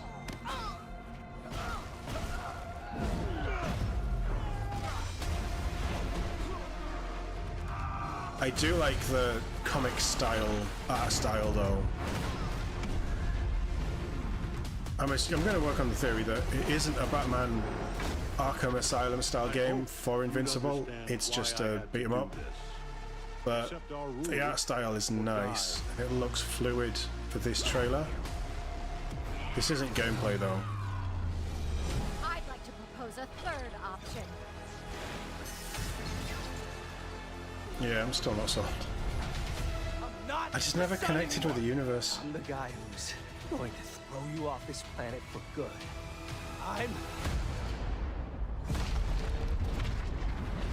So that looks like gameplay. Hey Catherine, how are we doing? Nice to see you. It's Invincible fight game, right? Okay. And this art style isn't. No, it is. Maybe it is. I'll give them that. Yeah, no, I'm out. I checked out at the start, but I'm definitely out. Nice to see you, Catherine. How are you doing? You keeping well? Yeah, it's been a little while, hasn't it? Let's do this. Yeah, no. You're not selling me on anything here. Need a hand? Might want to look up. I still want Fable. I still want E-Day. I still want Halo. We're probably out of time at this point, aren't we? I see it all now.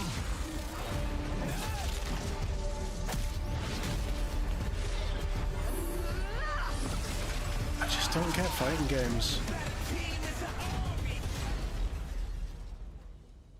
I used to love Mortal Kombat. It's not even going to Game Pass. Okay. I used to love Mortal Kombat, but I think it's a reactions thing. The wait is almost over, Square Enix. No way! No way! Is it actually happening? Is Remake actually coming to Xbox? I've given up hope.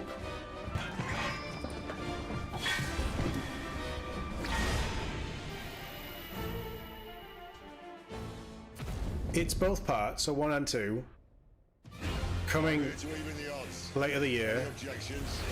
Is this 16 as well? But it's not coming to Game Pass. There's no one to save you now. I think this is 16, because that was a PlayStation exclusive. Square Enix have taken a hit to have to bring this stuff to Xbox. Amazing. I'm not bothered about 16. I'll play. I mean, if it was on Game Pass, it would be more enticing. But I'll definitely play Remake. Remake looked incredible. A second claim upon her being, but she may. How did 16 land? I heard mixed things.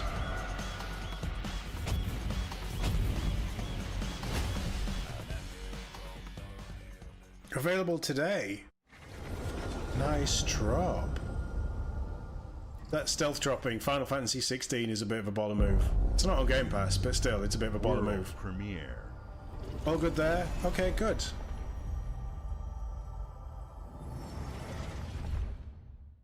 Yeah, the repetitive fighting stuff doesn't... Double Fine, cool. Doesn't really land with me.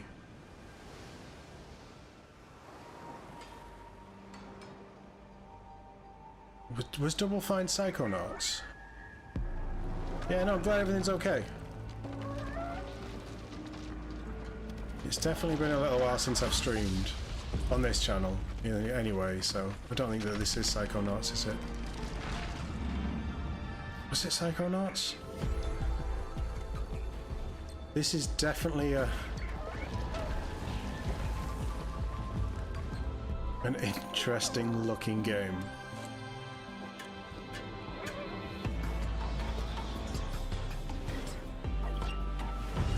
I really like the art style, actually. Is it just like an exploring adventure game? Like puzzle game?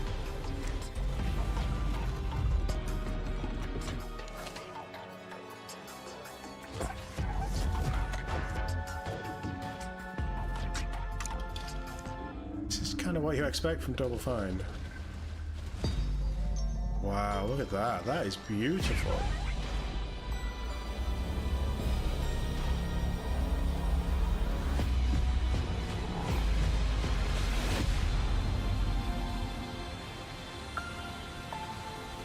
I'm getting Ori vibes. Keeper. He's coming to Game Pass. October is looking busy for Game Pass. Where is Fable? That's the big question. Games like Psychonauts 2 showed how Double Fine excels Phil's looking at good. creating He's dropped some unique weight. and innovative experiences, and Keeper is no exception. Looking ahead, next Maybe the new year job marks is agreeing with 25 him. years of Xbox. It's a big milestone for the Halo, platform Halo, and Halo. franchises that you Halo. helped build and make popular. Halo. You couldn't have done this without everyone who's been with us on this journey. As we think about bringing a new generation of players to these iconic franchises, I'm excited to share that players will get Iconic to franchises. celebrate 25 years Halo. of Xbox with a new Fable, the next Forza, Fable Gears next of year. War E-Day, and the E-Day next year. return of a classic that's been with us since the beginning. Halo! Today, you've seen an incredible range of games from creators across Show the me globe. the fucking thing. Creators like In Exile, reaching for new heights with There's been some Clockwork really good stuff in Revolution. this showcase. Sluggerfly, making Like Teen big stuff, Meats, big modern known classic things, big known platformer studios, but into also new 3D. games as well, indie Square stuff. Enix, bringing more of the That's critically cool. acclaimed Final I am Fantasy looking forward to franchise to finally our trying players. remake. And Team Ninja, returning to the beloved series they debuted on Xbox. Okay. You've Just- also seen just the give me next Halo. Xbox hardware release, our Xbox Ally handheld, which lets you yeah, bring your that's- Xbox we're gonna have to break that experience down and at your some point, I library think. I want to see with more you of that. anywhere. But that's I a hope very you cool enjoyed addition to the breadth range. and depth of the games, updates, and experiences that are coming to Xbox from our partners and our own creative teams.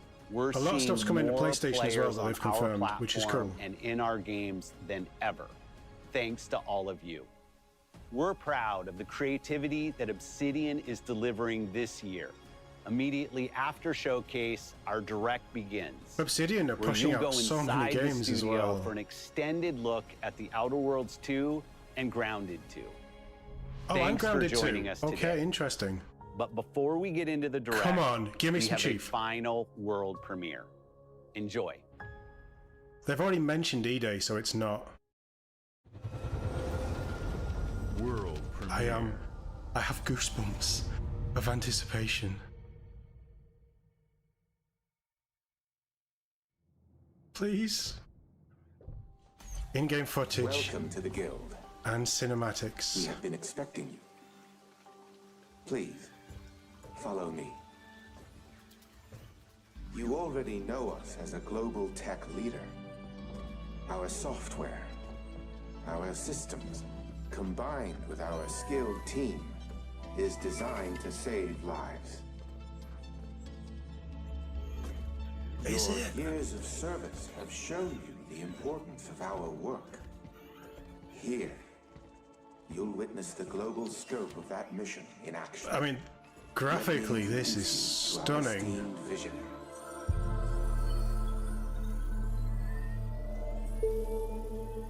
For too long, we have been bound by outdated systems. What is it? Accepting limitations instead of redefining them.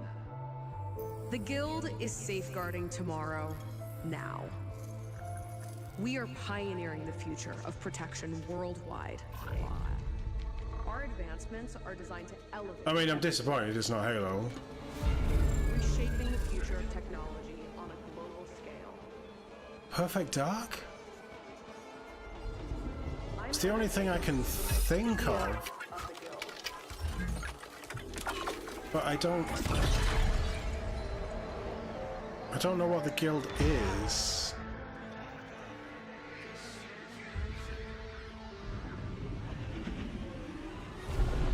Wow.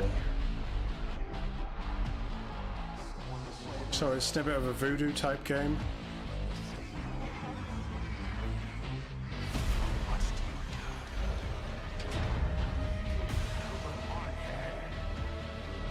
It's definitely not Halo. Once again, they have not mentioned Halo in a showcase, so that is concerning. That's incredibly concerning.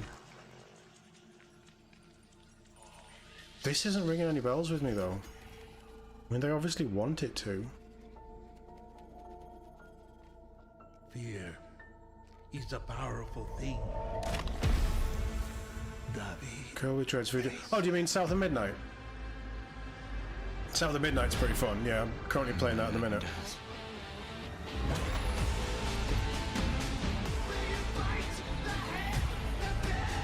So this is another copyright thing. What is it?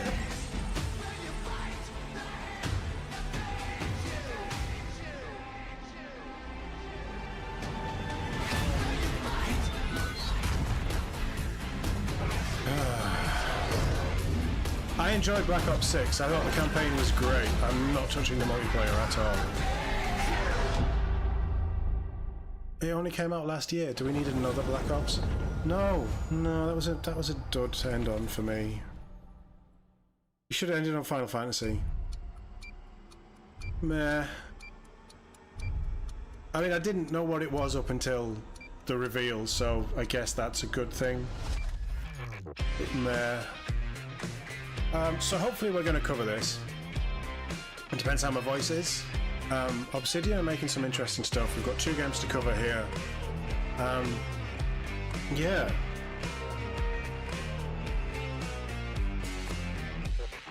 Yeah, I don't know. You need to sell me on Outer Worlds 2. We're here at Grounded the 2 might be interesting. This has been the year of Obsidian, with So it Avowed has. releasing early this year and now ending the It was year with 2 more Avowed. games. And what better way to cap this incredible year for us than by doing what our studio does best: sequels. That's where I come in. You can get out of here, Fergus. Thank you so What? much. No, you're doing great. You nailed it. Okay, The sequel Ben. is the lifeblood of every great franchise. Think about it. The original creates the world and builds fandom, but the sequel, that's what makes it worth remembering. No sequel, no hoverboard. No sequel, no dual SMGs. No sequel, no raccoon tail. No Okay, sequel, somebody no made a Zoom Halo 2, reference. which doesn't really exist, but I wish it had. There was a Zoom 2. There was a Zoom 2. I'm Mark, the head of sequels here at Obsidian, and I have sequelized everything. Blockbuster movies to AAA video games to my first marriage, so trust me. I haven't I talked know all what I'm day, doing. and I'm Come along this journey with me. currently living on throat sweets. My voice is knackered. It's very rare that I can stream for this long. I did a lot of talking in the first hour of the stream. I probably won't be able to talk for the next couple of days, which is annoying because I got videos to make. But yeah, it is what it is. This is life now. But yeah, thanks for asking. But no, it's not great. It's really limited what I can do, and I've had to shift focus in a lot of ways The Outer Worlds 2 is a sequel to The Outer Worlds 1. It is what it is. It's a continuation of it's the one themes of the things that was always an space option of the surgery. How people so are controlled by the stories they're told by the hey, people don't worry who about have it. Yeah, power no, over Catherine, them. that's the main thing. This time we're able to go a lot deeper. I was just talking because we about have more things that time I and wanted money, to see which at the is a great showcase. thing, and we're able to make it a much more true And Obsidian we didn't reactive RPG really than see we were any the of first time them, around. although Fable and Gears were mentioned. Not Gearsy Day. So we're going deeper and more complex with everything for the sequel. Deeper story, I'm so lore, pissed that there wasn't RPG anything interactions, Halo. I am reactivity, all genuinely the things worried we've been known about for as a company. what's It's really going a on complete over there. realization of everything people want from an Obsidian My game. Surprisingly, curiosity this is has the first just time in turned to over worry 25 with no years that I've mention had of the it. chance to do a full sequel for a And world next that I year helped would co-create. be It's really 25 just a years of fantastic Xbox, opportunity to 25 years of explore and Halo expand the CE. universe in interesting ways. Anyway, and forget go about even that. further with the themes of how That's- people are affected by living in a dystopian Might be a video corporate reality. down the line. I don't know. You can shoot your I way need through to it, think you can about talk that. your way through it, you can sneak your way through it. And so, Outer no matter Worlds what is a kind game of I play didn't style that enjoy you that like, much. This is just an awesome franchise, and I an think I need to go back and game give it a to fair jump shake, into, to be honest. even if it's your first one. The first Outer Worlds was a great base to start from, as it has But all I the think elements there's of a great potential. Obsidian RPG. It did. Interesting characters, It deep felt a little worlds, important lightweight, choices. but there was some In the Outer interesting Worlds 2, stuff in not Outer only did we Worlds. want to double down on those elements, but we wanted to looking give players forward even more of it. to We've also seeing put a lot of investment into skills and traits. how to that plays impact things like and the combat, options it gives you. conversations, and areas that we call RPG interactions, which are the part of the RPG world stuff where is players more can use RPG their stuff is specific good. skills, Hey, Snowy. perks, and backgrounds How's to Snowy solve doing? problems in unique ways in our new, bigger Hopefully all worlds. good. That's me being an idiot. I love a deep RPG experience, and building out that RPG crunchiness for our players was at the forefront of what we set out to create. My phone is just having a We fit in the prioritize corner those over deeper here. RPG options with different character builds and combos so players can express their role-playing power fantasies. We also have different equipment options for different playstyles. I like a power fantasy. And different companions with different abilities.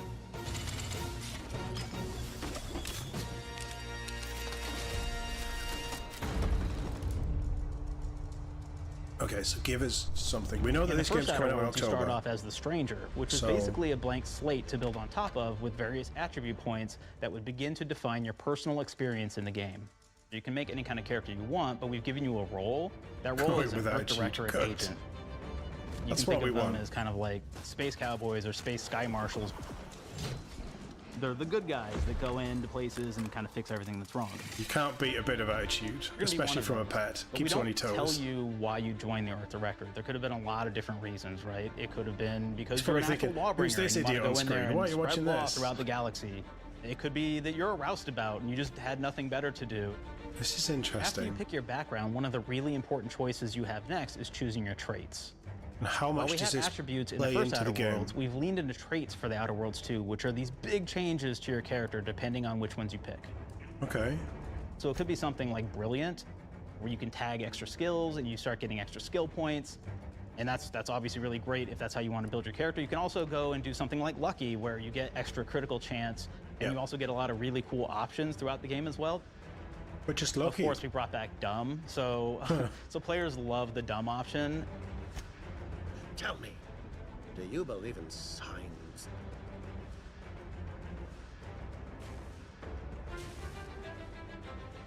Not So your quite what I character meant, but isn't I like voiced your still. contempt for boundaries. I could put your adventurous That's a spirit bit of a to problem. use. You get like lots of really cool, fun conversation options in the game, but we took that even further. And again, there's lots of elements in the game where you can be dumb and use that for something. Could be That's something good, as though. You simple can as play it your banging way. on a machine to get it to work. That's kind of cool. After you've invested in some of your traits, your next choices are going to be choosing your skills. The skills themselves basically allow you to build on your playstyle and what your character is doing in the game. That will be everything from playing It has stealthily that to specking for an explosive specialty. Obsidian vibe, like the Fallout-esque perks, skills, that kind of stuff. It all looks familiar, but Throughout your sounds entire pretty journey, good. your character continues to change with the different choices you make. In the Outer Worlds 1, Kind we of actually tense. had more He's skills probably than we adamant have. that So he's we gonna condensed read them the down alt to for the really the fourth core and time. essence of what we Get it really right. wanted there. But we made each point that you put into a skill much more impactful. So instead of getting small percentage changes, There's a we lot of actually did information much he's got larger to get changes, across as well, per though, point that so you put I'll- into each skill. And again, Yeah. all these things, because of how they're checked inside the world itself, can matter quite a bit. You know, just even having These one deep additional skill dives point in must be something can open up a pretty lot more tough to do options for in a the world publisher. itself. If anybody's played Fallout New Vegas, they'll be very familiar with like the perk system. We basically borrowed that, but went even grander. We actually have Fallout more New perks Vegas. than That's Fallout what I was New thinking Vegas of did. for this. But here's the cool thing, right? We check and use perks for literally everything, right? So you can do everything from, hey, I want to make a stealthy build that steals stuff and is really good at that. Okay, great. Well, you can take maybe the pickpocketing perk. So that's not available to everybody, but if you select that, now you can actually go around and steal things out of people's pockets. You can't do it all the time. And it's not a mini game. You just there's another perk called heavy-handed, right? Where say you're a melee person, what this does is now your power attacks that you use actually knock people down. Cool. Oh man, I really like the serial killer perk. As you start killing people, they will drop something you want hearts, to and say you can take online those hearts, these days. and essentially you're taking these trophies, you could say, and it's actually giving you a permanent health bonus every time you do it. We have this perk called Assassin. Now, this is an early game perk that you can take, which every time you stealth attack an enemy, you're actually going to get a movement bonus for a certain amount of time. That's cool.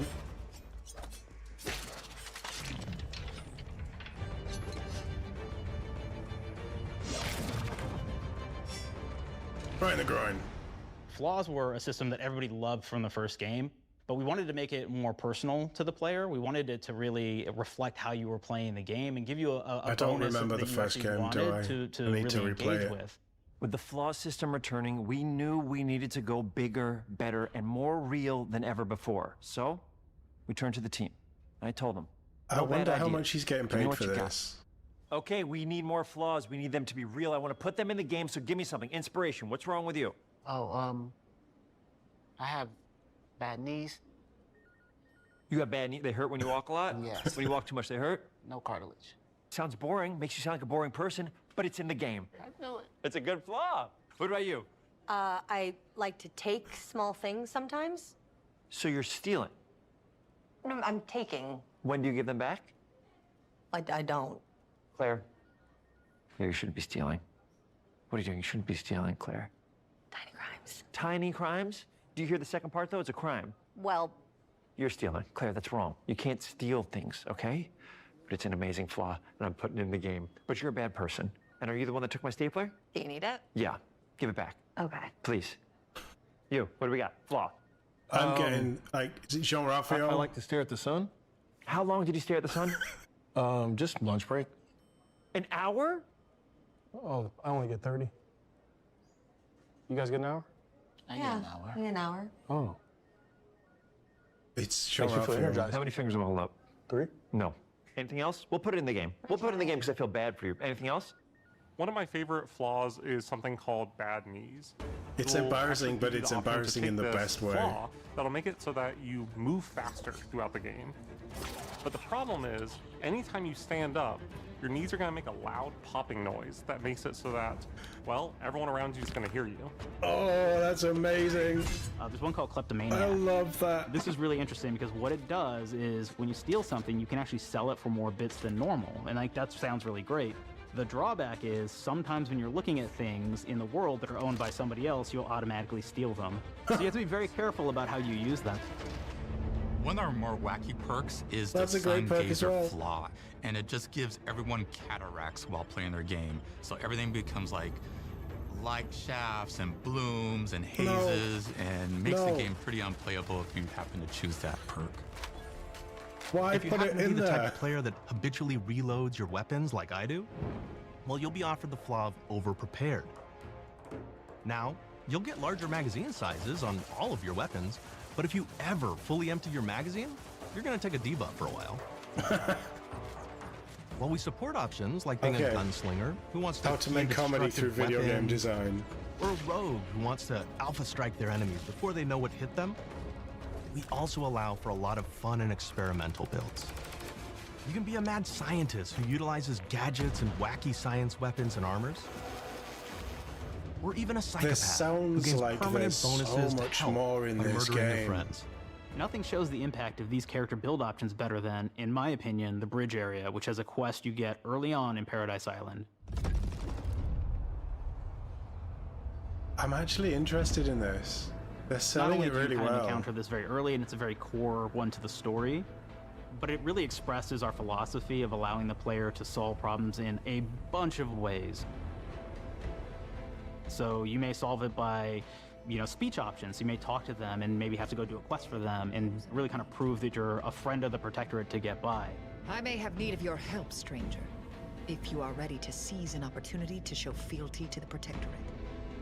No. You could go guns blazing and you could just take everyone out inside the POI, lower the bridge itself, and kind of get across. Yep.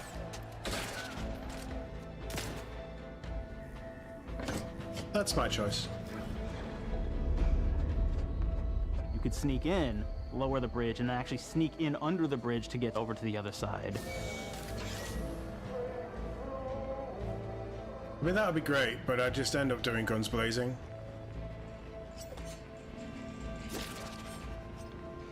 I do love an assassin insta-kill, though. That's something that Assassin's Creed has been missing for a while.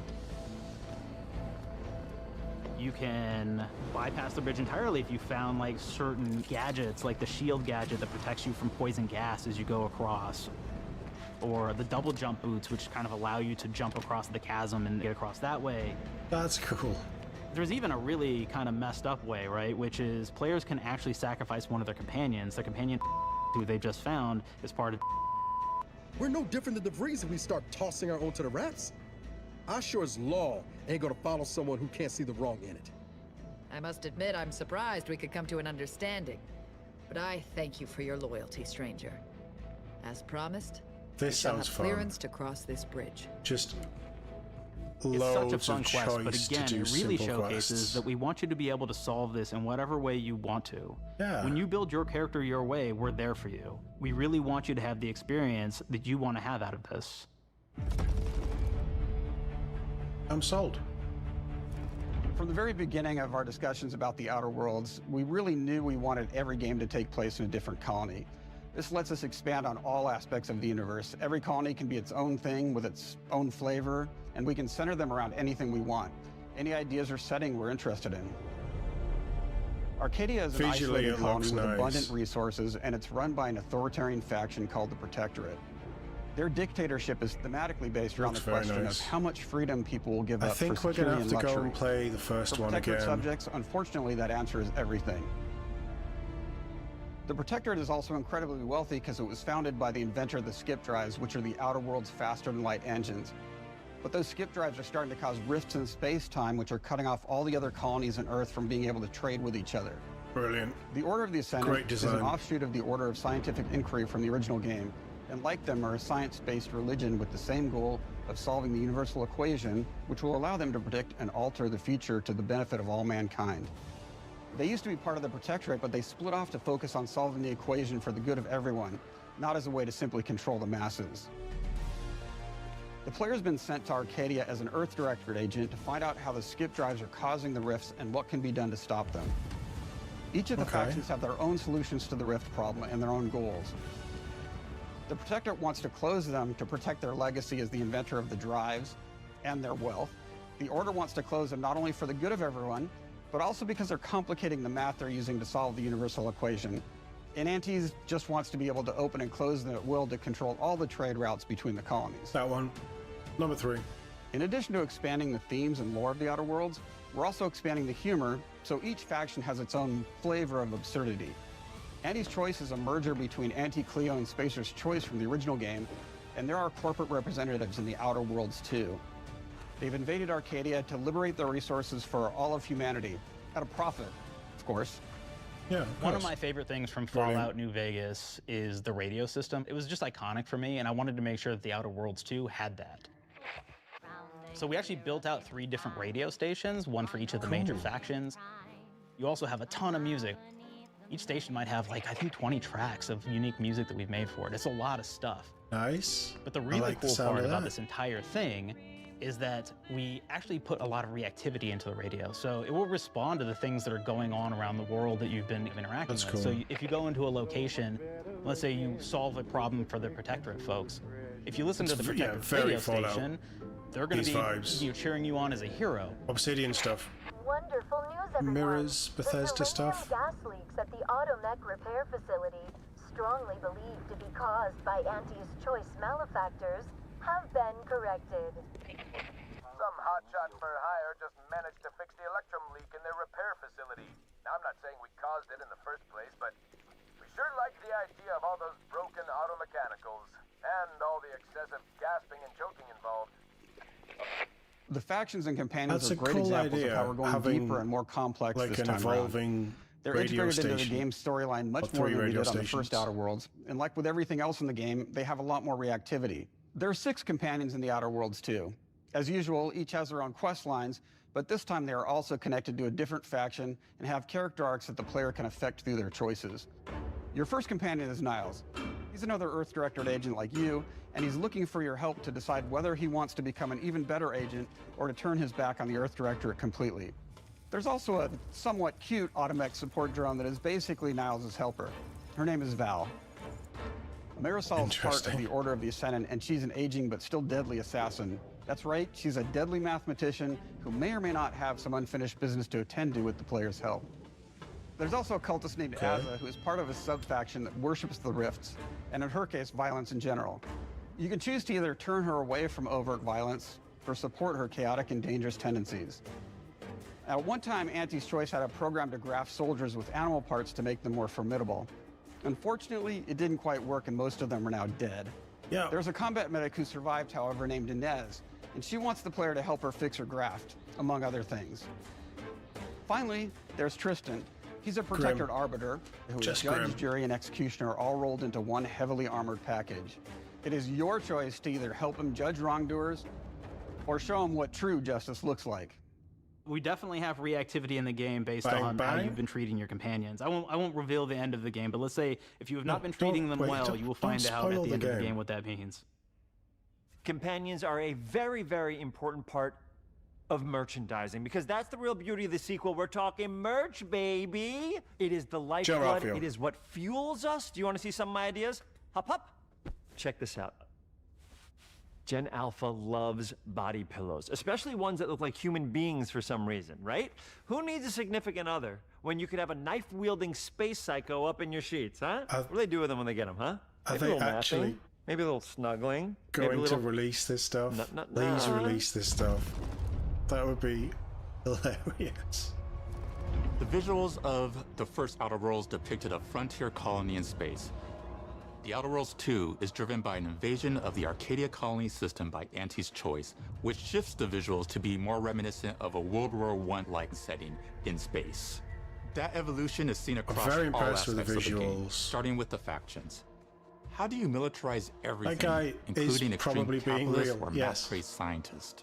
In a World War I setting, war comes was with it Mark, propaganda. the character The he's Sovereign playing in uses this? it to maintain Ben control. Schwartz, I Auntie's think he Choice is. uses it to help their bottom line. The Order just wants to He's show great. how it exists within the grand plan.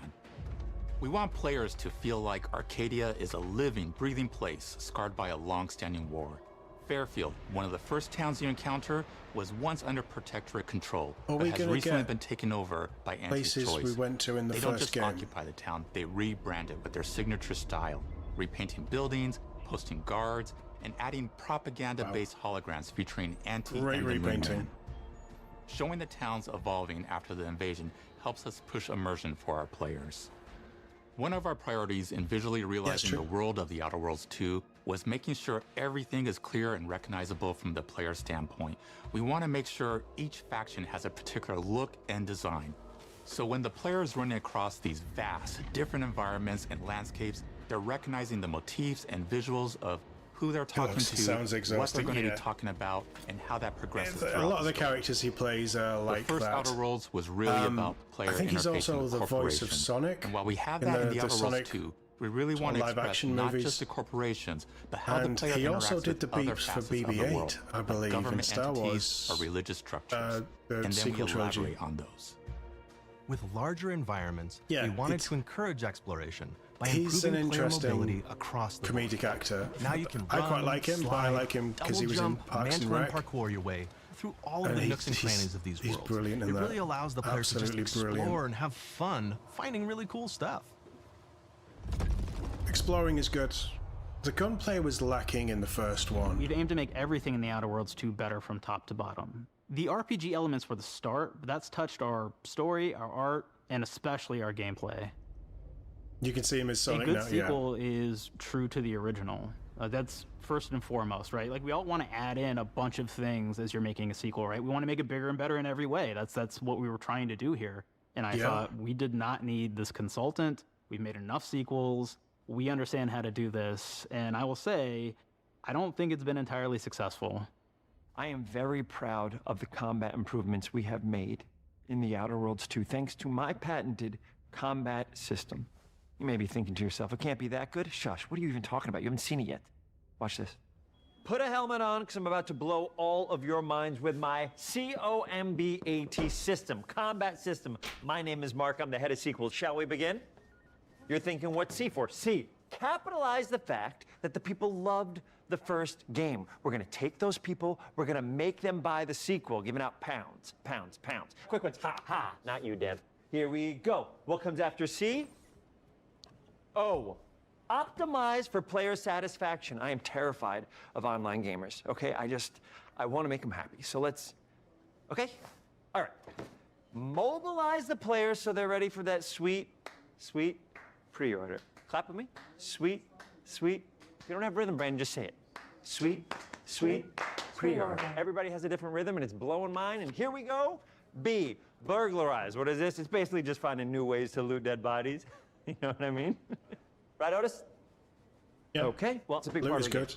A, you gotta agonize about how many people are gonna be angry that we have just put so much combat into this thing and almost no romance at all. We should look at ourselves. What is wrong with us? Huh? We can't have one love story in this? How many people have been in love? Raise your hands. Raise your hand if you're in love. Okay, are you lying?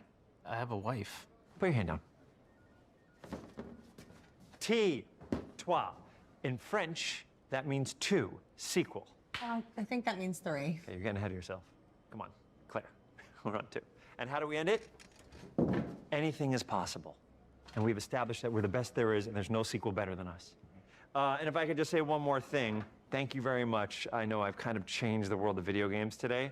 For The Outer Worlds 2, we wanted to improve gunplay in every way. We focused on improving the feel of each weapon, the way a weapon snaps into ADS, the way recoil feels when firing, and how impactful our sound effects really sell the weapon's fantasy, to things like how a unique reload animation can add a lot of character to each weapon. We've increased the variety of weapons by including new weapon types, but also through a host of fun and unique weaponry. We have things like the Bourse Blaster that fires out tumors that can explode like grenades, or can even be eaten by the player for additional health. We have a weapon called Rookie's Reward that will actually level up the more you use it throughout the game. And every time it levels up, it's got fun fanfare where it's like shooting out confetti and it's got a fun little setup. We have a really fun weapon called the pop-up gun. It fires out ad drones that will distract your enemies with corporate ads, slogans, and jingles. While your enemies are distracted, you can focus fire on them or explode these drones for additional damage. New to The Outer Worlds 2 are throwables. So you can use frag grenades to flush out enemies, smoke grenades to camouflage and escape, distraction devices to bait enemies into a stealth attack. It does feel like they've thought about what they want to do with this instead of just churning it out, which is good. Upon them while they float helplessly. I don't know, I'd have to play it. Like I say, I didn't love the first game. Science weapons are back. We have returning favorites, like the Shrink Ray. This time it's been upgraded, so you can shrink your enemy down to the size of a sprat and run over them, exploding them into bits. The Shrink Ray, that was probably my favorite one from the first game, so we brought it into the second game. I remember the Shrink Ray. But we improved it though, so instead of shrinking your enemies for a short period of time and having them re-expand, this time they stay shrunk, and we actually added in the ability to step on them and kind of squish them and kick them, because we knew that that was the player fantasy. We knew that's what everybody wanted to do. They wanted to step on the enemies, they wanted to kick them, so we made sure to double down on that stuff. Sure. In addition to things like our returning favorites, we also have some really fun and unique They new did make science grounded. weapons. They do shrink things a lot. Armageddon. This one's really cool because it actually shoots out these masses that are like these little arms that will stick to people or cover or all kinds of different things, and they will continue to just hit them until they get destroyed. And we have another one that's What just have these guys super been cool smoking? called the Spectrum Dance Saber. This is a melee weapon that actually lets you attack to a musical beat. And if you continue to do that, you'll actually get additional bonuses each hit you do. One of my personal favorite weapons is called the Big Bang. It's just a big freaking gun that uses material harvested from rifts to shoot out a giant ball of energy, vaporizing everything in its path. Now, ammo's extremely rare for this weapon, but you can use it in just the right situation to devastating effects. Sounds great. Like another great one is Gary.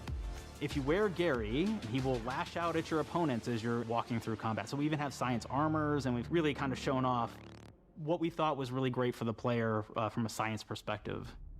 We're all about letting people play the game their way, isn't it? There are some players who prefer to be immersed in a first-person view, taking in all of the details. But there are others who really prefer to take the world in from a third-person perspective. Why not allow both? Well, now you can swap between the two, letting you enjoy the experience in whatever way you like. I haven't One seen of the things that I really mode, like Catherine, about no. having the third-person mode is I've kind of being been able to see all skipping of the the fun Elder and Scrolls unique stuff. armors and armor combinations and weapons that you can equip your player with. There's so much out there, though, isn't All there? of the actions that you could do in first person, so you're double jumping around, you get to see your character in that way, and you get to take in the world and see things in a different light. It's definitely prettier than the first game. I will give it that. The Outer Worlds 2 is really the biggest game we've ever made. Bigger choices, more reactivity, more weapons, more things to find in each of the worlds the players can visit. The team has done incredible work bringing the Outer Worlds 2 to life. Cool. And we can't wait for you to play it. That's Even though we've always been a multi-project studio, this is going to be the first time we've ever released 3 games in 1 year. It feels amazing to do. We're so excited I for still more want people to be Alpha playing our Protocol games. 2. It is truly an exciting time here at I Obsidian. don't think I'm ever going We're to get it, exploring am I? worlds big and small while expanding on franchises that we've created, and we have no plans to slow down. We hope you all continue to come along with us as we Maybe do what we we will do get an best. Alpha Protocol Make 2. your world your way.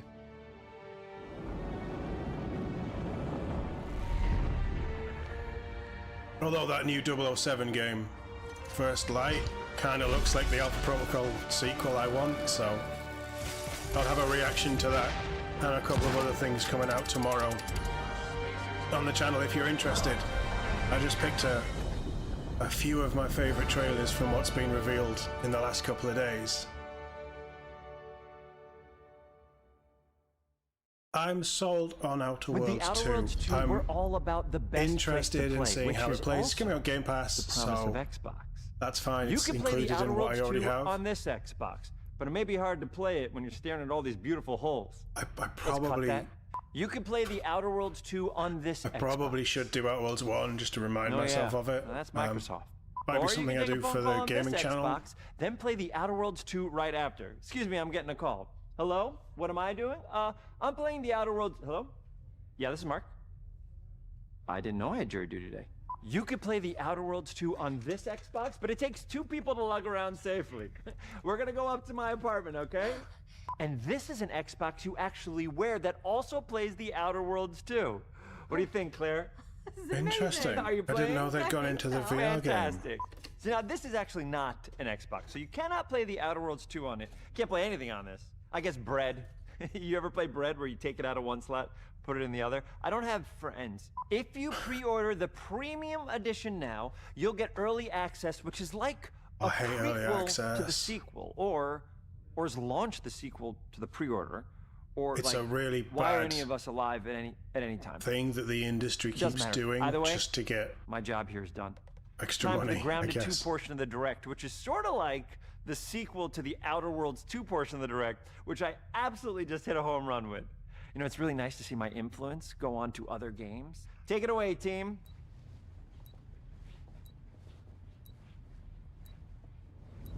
And big exit. Okay, we're gonna watch this, but as you can probably tell, my voice is going, so we'll see. I am interested to know what they've changed. We're so proud of Grounded. What started as a small passion project to make a quirky game where you're shrunk down to the size of an ant, trying to survive in a backyard, grew into something way bigger than we ever imagined. Over 25 million of you jumped in, explored, built, It was crafted, and fought popular. off giant bugs together. Y'all helped make the entire experience very special to us. The team's been cooking up a ton for Grounded 2, and we're so excited to talk about it. I had to grease some palms to steal a bit of time from the direct to give you a deeper look. There were so many possibilities and ideas that didn't make it into the first game, so with the sequel, we have the chance to dream bigger. To achieve those dreams, we partnered with the amazing folks at Eidos Montreal. Together, we're taking Grounded from the backyard to an even larger world, the Brook Hollow Community Park. So when they're we started going working on bigger. Grounded 2, we knew that we wanted to make a bigger world. Fortunately for us, Eidos Montreal became our main partner on developing Grounded 2. They have a lot of similarities to the sorts of things that are important to us at Obsidian. They tend to make very narratively strong games. They make games with really deep characters and great character progression. They make games with great gameplay. Everyone at Eidos Montreal is thrilled and honored to be working with Obsidian Entertainment. Our two studios share a lot of DNA. The same things that are important to Obsidian Entertainment are important to us. Choice and consequences, player communities, and doing justice to great IPs and great franchises. The fact that we're the first partners Did that they're Grounded working with need to a make sequel? a sequel to their franchise feels like we're an important part of their history. The events of Grounded 2 take place 2 years after the first game. The same 4 teenagers are returning. So there's Max, Hoops, Willow, and Pete. They're a couple years older, which means they've gone through a bit more high school, a bit more mature. It's 1992. The world's a little bit different. 90s. But we're still in that fun, nostalgic era of the early 1990s. In Grounded 2, we're moving the action out of the backyard and into the Brook Hollow Community Park. Not only is it bigger, it allows us to tell a lot more stories and expand the world of Grounded by exploring what the community of Brook Hollow has been up to and what they've been through. The park overall is about 3 times the size of the backyard, and our initial starting area is actually the same size as the entire backyard from the first Grounded. The reason we wanted to move into a park wasn't just to create a bigger world, but was to give us the opportunity to explore the community of Brook Hollow and what secrets have they been hiding. What we love and what Still we're looks excited like about in terms Grounded of to the me. park is the opportunity to create environments and landmarks that are mundane at normal size, but are colossal wonders when you're the size of an ant. Everything from a giant trash can to a community picnic table or a snack bar. All of these areas come to life in a brand new way. Part of the fun in Grounded 2 is that the park was evacuated really quickly right before our teens were shrunk. And that means that the park has been sort of turned upside down and is in a topsy-turvy state. And So there's that more to leads play with. to really fun environmental storytelling, but it also leads into the creation of amazing biomes for our characters to explore. One of my favorite examples of this is the ice cream cart. In all of the commotion, the ice cream vendor's cart has been knocked over and its contents have spilled out into the ground. And what this means for our young adventurers is that they'll be able to explore this frozen cave of interesting challenges and colorful That's kinda cool. Lovecraftian horror. Yeah. Yeah, I think we've all seen this One game. anthill that's actually it does somebody feel a lot decided to like Grounded, bury which- a bunch of toxic stuff in the park. I guess And that's so kind of the there's point all here. these toxic chemicals under the ground. The environment looks very cool and very spooky with all of these sort of chemical pools. And of course, nothing can live down there except for one type of insect, the cockroach. We are oftentimes reinventing environments, and in future updates, you're going to see a ton of new stuff. You do a So lot of this fighting is against insects of all releasing shapes this and year, sizes. but it's coming we to didn't just early want it to look access. better. We also knew we wanted to add a new layer of strategy. The changes that we've made aren't limited to tuning animations or adjusting attack or defense numbers or making characters or insects move faster or slower. But we did all that too, but there's also an entire sort of rock, paper, scissors strategy involving light attacks, heavy attacks, and blocking. Interesting. We've also added dashing as a new way to both get out of That's danger cool. quickly or jump in for a quick attack. Combat-wise, this looks more All interesting. the insects in the game will have these abilities now too. Sort of like a chess match, but one that's super frenetic, looks super cool, and is ultimately just a ton of fun. We're leaning into clear playstyles for tanky warriors, low defense, high damage rogues, effect-wielding mages, and ranged hunters. Nice. In the first Grounded, we have mutations, and there were weapons and armors that favored different playstyles. In Grounded 2, not only will there be passive mutations, but there will also be active mutations. And a lot of those mutations support these archetypes. My favorite way to play pretty much any game is chasing after those game-breaking builds. And that's why I'm so excited for what we're doing with archetypes in Grounded 2.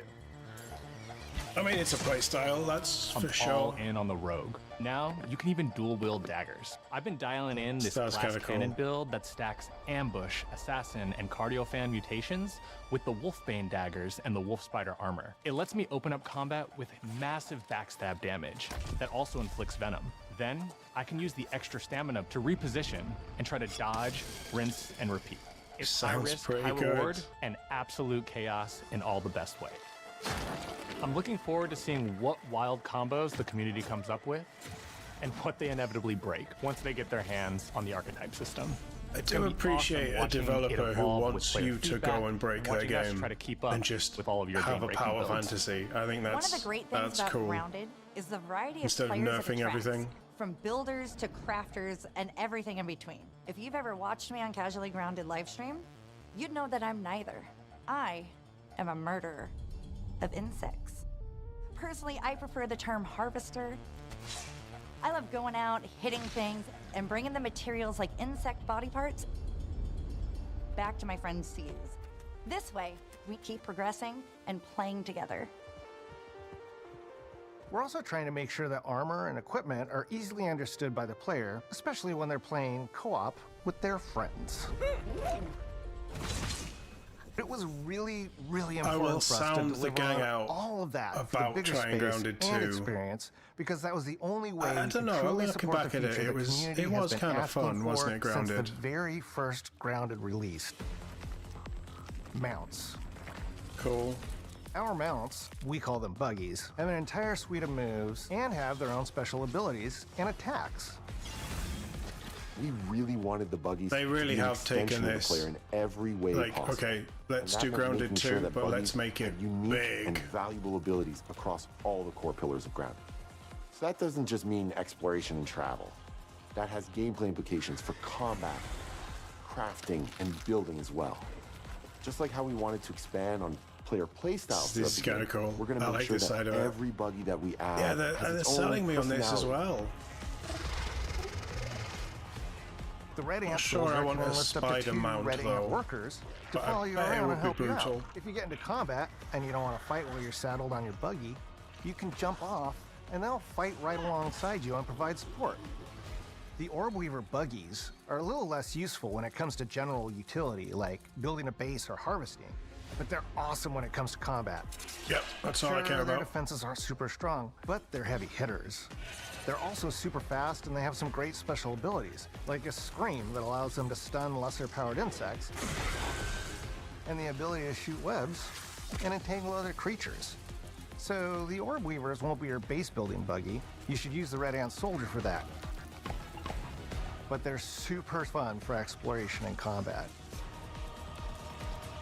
Red Ant Soldiers It's an and Orb interesting- Weaver Spiders will be available at game preview launch. And There will be they'll add others in the more. future, but those are the 2 we're starting with. Cool. The connection I do that our like that they're Grounded using community game has with preview us is again as something well. we want to keep I think forging that's with a the sequel as we make an even bigger positive game than lesson the they've original. learned Pretty much for from this day stuff. one, we knew we wanted to return to game preview for Grounded 2. Sure, it comes with some trade-offs, like the game's not done and it's out to the world, but there's so much value in building it alongside the community. Yeah. Yeah, I agree. Baldur's Gate 3 showed that so well as well. Buggies change how you traverse and navigate the park. What we're doing with Grounded 2 is we're actually keeping zip lines held back so we can see how players engage with buggies, and then we can tweak zip lines to bring them back over time to really complement that buggy experience and make exploring the park far more fun. That If it's a bigger park as well. Shaped the original Grounded, and we wanted to shape the design for Brook Hollow Park, archetypes, buggies, all of it. We also learned a lot from that first time around. One thing that stood out immediately, players blaze through our content, especially the story. That makes sense. Story, characters, world building, that's kind of Obsidian's thing. It's the flavor we bring to the survival genre. So this time, we're starting with a much bigger baseline. There's been an explosion at Brook Hollow Park. Chaos descended on a ceremony commemorating the 2-year anniversary of when 4 teenagers were miniaturized against their will. One of our favorite parts of the first game was watching the community uncover clues and spin up theories. This time around, we're leaning even more into that, and we'll be keeping a close eye on what our players discover and how they playing interpret co-op. Because you never know what might didn't inspire get us any as of that development moves vibe. forward. We really started to hit our groove We were letting at the Mark end do it of all, Grounded 1. but We found we that never being really open got the about story what we were beats. planning and then following Which is a through shame. was key to building trust with the community. As So a small hopefully team, this is we had to delivered in experiment a with update pacing and better scope, way and what we with found resonated co-op the in most mind. with all of you were bigger, beefier But that could updates, also have just even been if a it took us a personal little thing longer for to our land. playstyle So and that's and the us plan. streaming the game, Larger, so- more complete updates spaced out just enough so we can take your feedback seriously and make every drop count. Sounds You good. can expect in our big updates Sounds new very buggies, good. new biomes, new building pieces, all the good stuff. And we're launching with a public roadmap so everyone knows what to be excited about in the future. All of us at Obsidian Entertainment and IDOS Montreal are super excited about how close we are to letting all of you players get shrunk a second time and explore the all-new park on buggies in Grounded 2. Definitely If you're a interested. returning Grounded player, Intrigued, we're maybe really intrigued. looking forward to you experiencing all the improvements. I think if it this is your looks first time different getting tiny, enough, but then all I can again, tell you is that a world with an entirely it new might be perspective worth and an entirely waiting new for more feel content to awaits drop you in before you Brook Hollow really Park. get into this. It's time to ride together and But I survive. bet it's going to be popular. And I hope that Game Preview does it justice like it did the first one. There's definitely some interesting changes to how the game will flow, which is cool. I think that they have taken the time to think about improving it instead of just churning out a numbered second, third, whatever, a numbered sequel. Outer Worlds 2, October, Grounded, end of June. And we are done. I'll do my, if I can, I'll do my little outro bit here. There was some really good stuff in this, I think. Plague Tale is probably the highlight for me. Can you handle that? Clockwork Revolution looks really good. Gears, obviously I'm going to play Gears. I'm in. Final Fantasy Coming is amazing. Here's to playing in the mud. There was other stuff that I'm sure that I pointed out that I liked as we went through. Blood of the Dawnwalker looks amazing as well. Ninja Gaiden 4 I'm looking for. Keeper looked good. Yeah, I'm just disappointed there was no Halo, no Fable, no Gears E-Day, but we know that Gears is coming. The worrying thing with Halo is that Fable was mentioned as coming next year. Gears E-Day was mentioned as coming next year. They made Phil made a bit of a big thing about next year is 25 years of Xbox. That's 25 years of Halo as well. And it's just DOA. Like, there's nothing. They're not talking about it. They're not even referencing it. The only reference we got was Ben Schwartz taking the mick about sequels. I don't think that's a good look. But what do I know? I'm just a fan who wants more stuff. I want good stuff. I'd rather they take their time, but I want to know if it's coming. The Xbox Ally sounds pretty good. whatever they're calling it.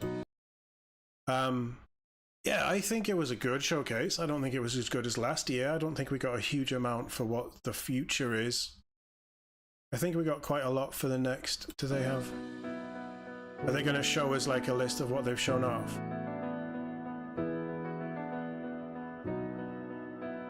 No. That's fine. They normally do, but they haven't. It was good. It wasn't... I was going to say it wasn't great, but I kind of feel like that's doing it a disservice. But it wasn't great. It was good. Yeah. Quite a lot was shown off, quite a lot of new stuff, quite a lot of different things, cool new sequels, lots coming to Game Pass. I appreciate that for everything shown off that was coming to Steam and the PS5, either at day one or further down the line in the release cycle. I appreciate that they're telling people it's coming to these consoles. The handheld looks cool. I'm worried about the price, but I would probably use something like that as a Game Pass machine quite a lot, especially with what I'm doing now. Having something that I can just take with me and play on the go would be great. I think the standout for me, just because I wasn't expecting it, was Plague Tale. I will go back and I'll do a trailer reaction to that separately later this week. Yeah, it was good. It was good. I don't know. I think I need to think about it. I'm also aware my voice is going. So I'm going to go. There will be stuff dropping this week on this channel. Hopefully I can keep up with it. Yeah, but I'm going to go. I think it was good. I'm a little disappointed. It's what it is. It's how they go sometimes. Catherine, always nice to have you in chat. Thanks for dropping by. I'm glad that you could join us. Everyone else who's dropped in, I wasn't expecting big views or anything. It's been such a long time since I've streamed on this. So I'm amazed that I could still stream, to be honest. But thanks for dropping by. Anybody that watches this back, if it doesn't get taken down because of the copyright or the copyright music, thank you. Let me know what stood out for you in the direct and also the showcase. And yeah, I will be hopefully back sooner than it's been. And I will see you all. I've got a button for this. Wait, where's my button? Hopefully this works. But yeah, let me know what you think in the comments below. As always, thank you very much for watching. And hopefully I'll see you all again very soon. See you all in the next one.